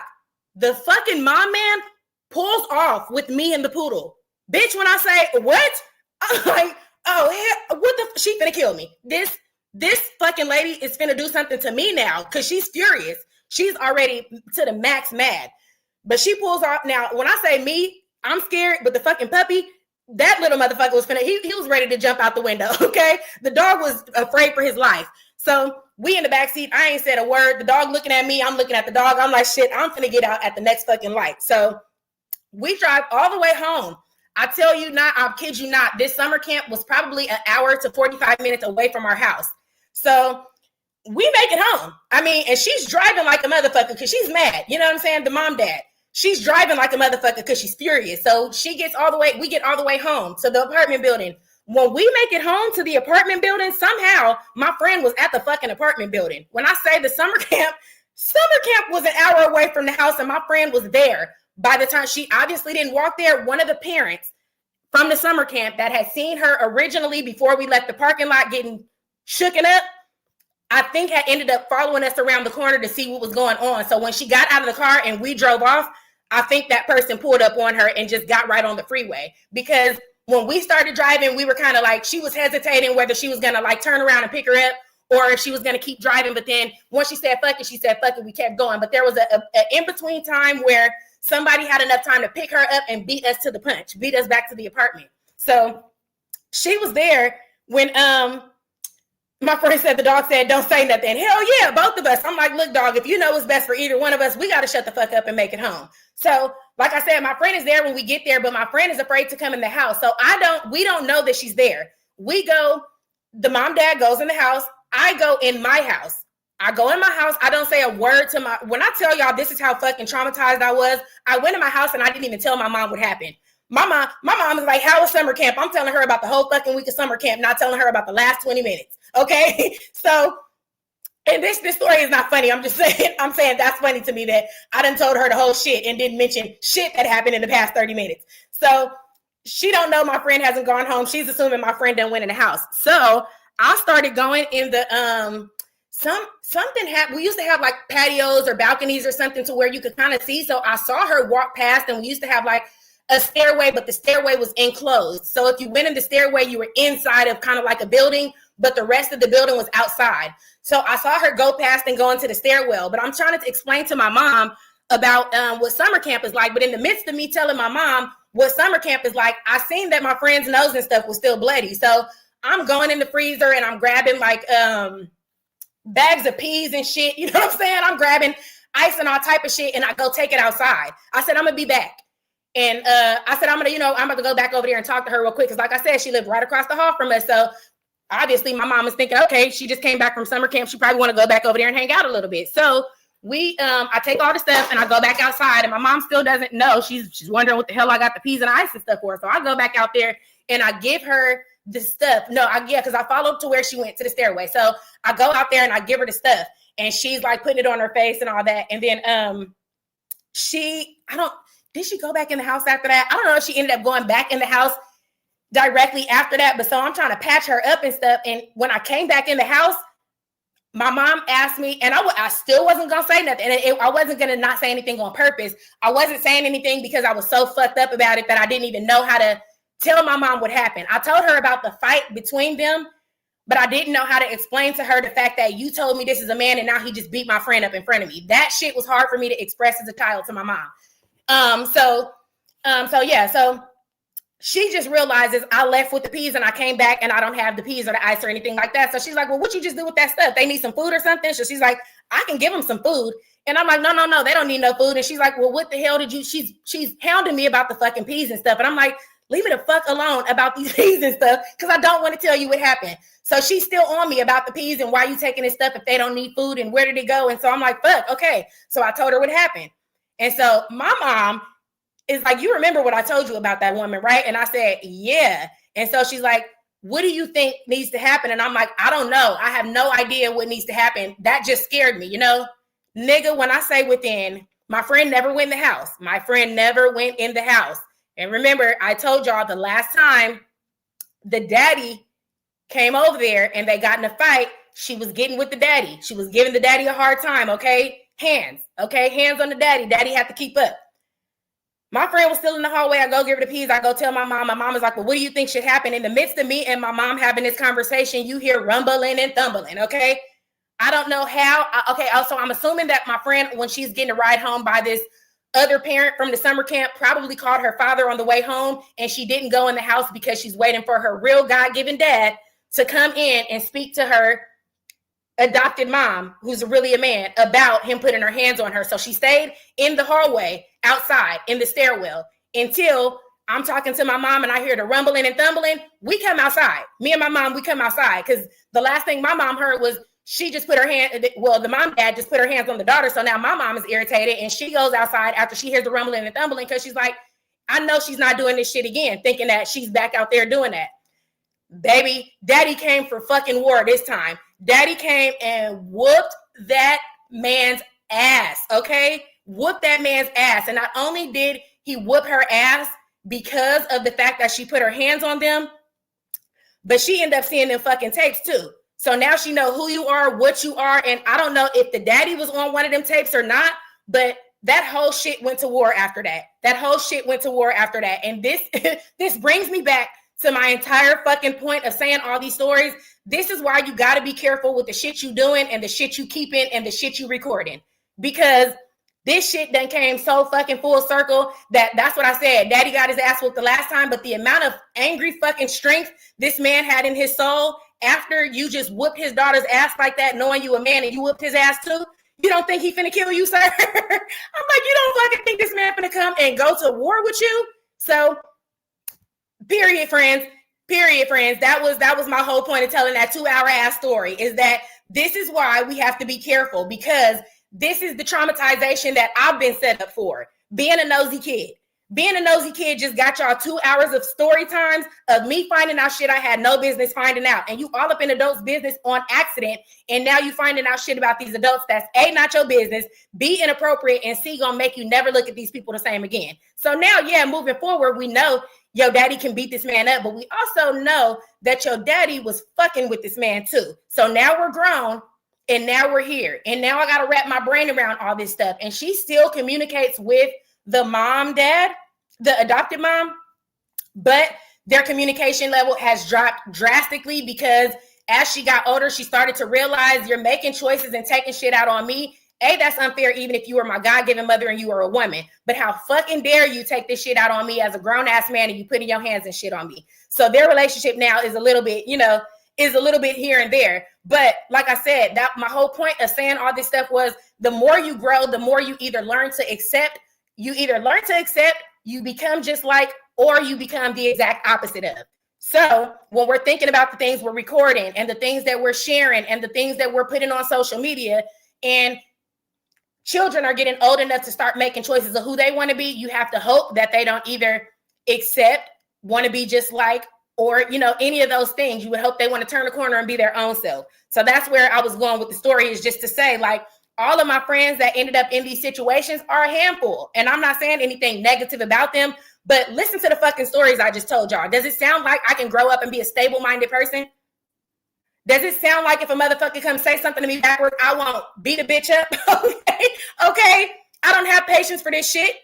That's what I'm saying. So we are building people up, hoping that they have some sort of patience for the bullshit. And we're building time bombs. We're fucking raising ticking time bombs, because say something wrong to my friend, she might pull the goddamn pistol out on you. Okay. With the shit she done had going on in her life, she don't have time for a bitch with a smart mouth. So at the end of the day, just understand what you putting people through and understand that you might be raising a ticking time bomb. You might be raising the one that people are poking right up until that day where shit is just over now, So all these stories are just to say, literally, and I can say that about myself. There's experiences. Look, I done told y'all 10 experiences I just had that made me insane. And this is why I'm crazy. So this explains a lot of why I'm here. Look, bitch, I'm a psychologist. This explains why I'm here, because I can kind of pinpoint some of the shit that happened in my life that made me be a trip, that made me a handful, that made me be able to do the shit I'm doing right now, which is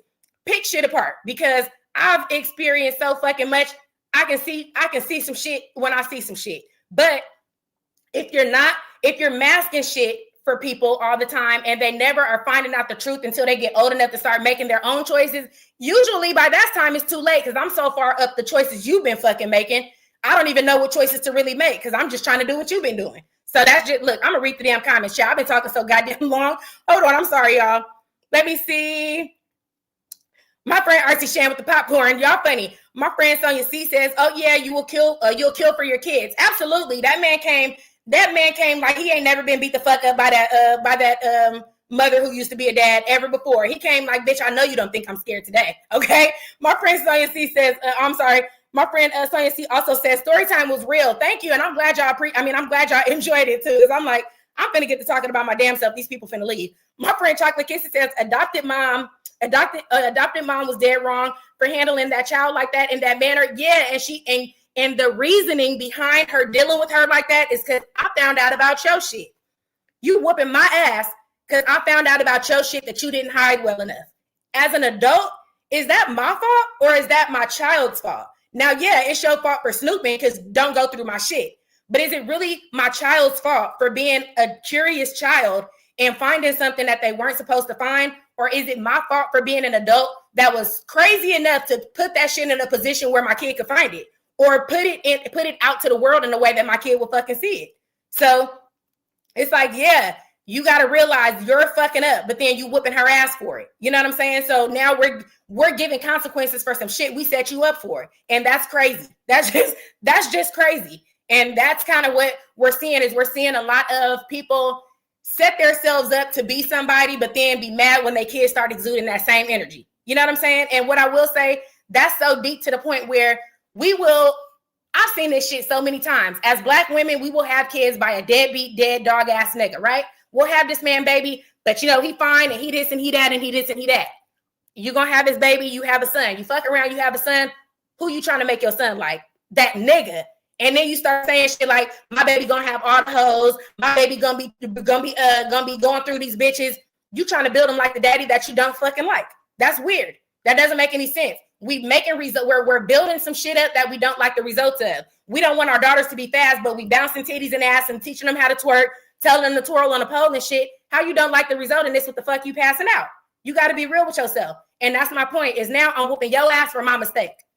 I'm whooping your ass because I'm doing some shit. I got mirrors all in my room like you'll never step foot in this motherfucker. You know what I'm saying? I got shit in here as if you won't question some of this shit when you come around here. That's not your fault as a child. That's their fault as a parent for not being smooth enough in their character to make sure them kids ain't seeing that shit. My friend, I'm sorry, I'll be going off on a tangent. My friend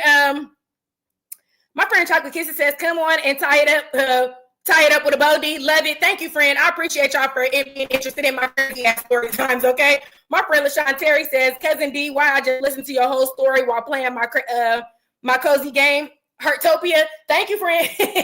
Thank you, friend. I'm glad y'all here and I'm glad y'all enjoying my damn mess, child. I promise the next time we're going to get back to the subjects we're supposed to be on, because I don't know how the fuck we ended up here today, okay? Let me see. My friend Cake the Bake said, "I feel OG daughter is a ticking time bomb." Baby, ticking time bomb. And it's like, we see that in ourselves as adult women. You know the buttons people can't push with you. You know the type of shit that, you know what I'm saying? You know the type of shit that if somebody is playing on your nerves in a certain way, you know what your triggers are. You know what your triggers are, and you understand that certain things that you've experienced as a child are the reasons that you have those triggers. You know, if you put two and two together, this is why I tell people to go to therapy, because baby, not therapy. What am I saying? To go see look, child, this is a goddamn shame. I was about to say, this is why I be telling people to go see like a psychologist or something, because when I got arrested, look, child, when I got arrested, child, they made me go see a psychologist, and she made me realize half of the shit that I be mad about is the shit I couldn't control and the shit that I had to deal with as a kid. Okay. So if you're grown enough to address and be real with yourself, you're going to realize a lot of the shit that's going on with me is due to the fact that I went through certain things that now have made me quick to react to specific things, if y'all get what I'm saying. So now, not everything, I might not trip on you if you say everything, but I for goddamn sure I'm going to trip on you if you say something about a mom, dad beating a fucking daddy up, bitch, okay? Okay? You say the word slippery around me, bitch, and I'm slapping you, okay? Don't get the slippery all the way to when wet, because hell, it's over, okay? I'm fucking traumatized. Are y'all kidding me? Okay? So that's what I'm saying. And I just want us to be more aware of who we are, what we doing, how we coming, and what we trying to show people. Let your guard down. figure out who the fuck you really are, address yourself in the mirror, and come outside like you that bitch, because we all are. Every single one of us. We're all that bitch. But if we keep on putting up these facades and acting like shit ain't what it is and keep on big upping people and lying to them about what the fuck they should be doing in their comment section, we're all going to hell, child. Okay? We're all going to fucking hell for lying, and it ain't no hope for none of us. Some of us got to tell the truth to each other so we can be successful. That's all I'm saying. Okay, friends? That's all I'm saying. Let me get to the rest of these comments so we can get out of here, y'all. I know I've been talking all damn day. I'm sorry. I really was only supposed to be on here for an hour, and here we are. Look at this. In the fucking ghetto, child. We all the way down there at the damn naked ass grandpa daddy house, damn block one house on it. Okay, let me see. My friend Sonia C says exactly, and my friend Cake and Bake says yeah. My friend Phoenix Johnson said you preaching this Friday, child, and I don't even be trying. I just be getting to the point where I'm at the social media of it all and the trendingness of stupid behavior is just starting to piss me off, child. So I be having to come on here and hope to God that there's some people on here who are thinking like I'm thinking and that can come on here and talk to me, because I'll be like, am I losing my goddamn mind, or is everybody else right now? Okay, let me see. My friend Queen Chelsea with the purple hearts, thank you so much. And my friend Queen Chelsea says, come on, Arrested, tell it, D, we all got a testimony, baby. Okay, see, now look, story time for the next time. We talking about how D went to jail. It ain't that deep, but it's deep. I'm lying, baby. It's deep. Okay, we're gonna get to that, but we ain't gonna get to it today because we already been in here for 3 hours. So, baby, next time, y'all remind me. If y'all want the story time for the next time, put purple hearts in the chat. We're gonna look next time. If you want to do if you want to do a live chat specifically just for story times, let me know with purple hearts in the chat, and then we can separate like story times and regular conversation for separate those with the live streams about Gina and them. So we can do like 2 separate live streams sometimes, not on the same day, but sometimes we can do live streams where we just kind of shooting the shit about anything. And then sometimes we can do live streams where we're talking about the ladies. Because baby, when I say I enjoyed the shit out of telling y'all all my fucking business today, this was a good time. This was a good time. I ain't said some of this shit in years. At the end of the day, this was a little therapy session for me because bitch, I didn't realize I'm traumatized. I ain't never realized that till today. So y'all, thank y'all. Thank each and every fucking one of y'all for helping me get through this shit, okay? I really am realizing, like, damn, bitch, you have not even said all that. Golly, this was a good time. I appreciate y'all, and I hope y'all had a good time here today, too, okay? Let me see. My friend said, come on, Arrested. That's hilarious. My friend Rich Gang says, she sure is preaching, and I love it. Thank you, friend. I appreciate you. Everybody with the purple heart, so y'all letting me know. We're going to go ahead and do that. We'll go ahead and do separate live streams just for my bullshit, and then we'll do separate live streams for the ladies as well. And I'll try to come up with a different type of thumbnail so you can tell the difference. So the thumbnail where we're just kind of talking about anything will look different than the regular Real Tea with D thumbnails, so you know whether you want to come in or not. If you see the different thumbnail, you be like, I don't want to hear this bitch talk about herself again, and I don't want to talk to her about nothing but the ladies, then you know don't click on that. But if you see the ones that say Real Tea with D, then go ahead and click it because you know we're talking about the YouTubers. My friend RT Shan says that anger management kept me from catching a case. Child. And that's what I'm saying. The younger you go, the quicker you know what's wrong with your ass, okay? Because by the time you get old enough, if you've done that type of stuff when you're younger, you can kind of catch your triggers as you get older. You can kind of see the shit before it's coming. That don't mean I don't get there, okay? That don't mean when I show the fuck up, I'm showing up. Just because I see it coming don't mean I can catch it all the time, okay? I can see that motherfucker coming and not give a fuck. Dodge that bitch and still be on your ass. But a lot of the time I can see it coming enough to the point where I'm like, oh, this is finna trigger me. Let me get the fuck on, okay? But like I said, that don't happen most of the time, friends. Y'all see I was finna just go ham on this dog in here, okay? Let me see. My friend said, my friend Queen Chelsea said, and that was from my friend Archie Chan. My friend Queen Chelsea said, yes, story time, and don't take 6 months for the next live either, D. I promise I won't. See, look, I came back quick this time. As long as they keep up with the bullshit, they keep me going. So I ain't gonna take 6 months. We coming back with that damn jail story the next time for y'all, okay? My friend says, I'm here for it all. Thank y'all. I appreciate y'all. I truly, truly appreciate y'all. And thank y'all for sticking through my crazy ass story time. I know we usually talk about the ladies and y'all was not expecting to end here today. But for the fact that y'all stuck it out and y'all stuck here with me, we all done been through therapy. So I appreciate each and every one of y'all. My friend Phoenix Johnson says, I see it coming and can warn you before I jump on your and I can warn you before I jump on your ass. See, you doing good, friend. You're doing good. My friend said, no. I can see the shit when it comes, and I know what I need to do before I end up putting my hands on you. I'm going to dodge it, okay? I'm going to get out your way. But That's what I still got to work on that, because I'll see a trigger coming and be like, well, fuck it, let's go. Like a damn fool. So y'all know I got a damn problem. So it's well, we working on it. I suppose the next therapy session we do, I'm gonna be better, y'all. I promise. Okay. So everybody in here, have a wonderful weekend. I need to rest my damn vocal cords. I need to feed this damn dog, and I need to go get this man. So y'all have a wonderful weekend. And if we see another blog without no comments, we're going to be back here sooner than we thought. So I love each and every one of y'all. Thank y'all so much for talking to me this Friday. I hope y'all have a great day. And everybody that was chiming in the chat, you know, I appreciate y'all to pieces. If you didn't chime in the chat, next time, feel free to come and chime in. And if you didn't and you're not comfortable, that's fine too. But like I said, I truly, truly did enjoy y'all's energy today. So everybody have a good weekend, and I will see y'all next time. Bye, y'all.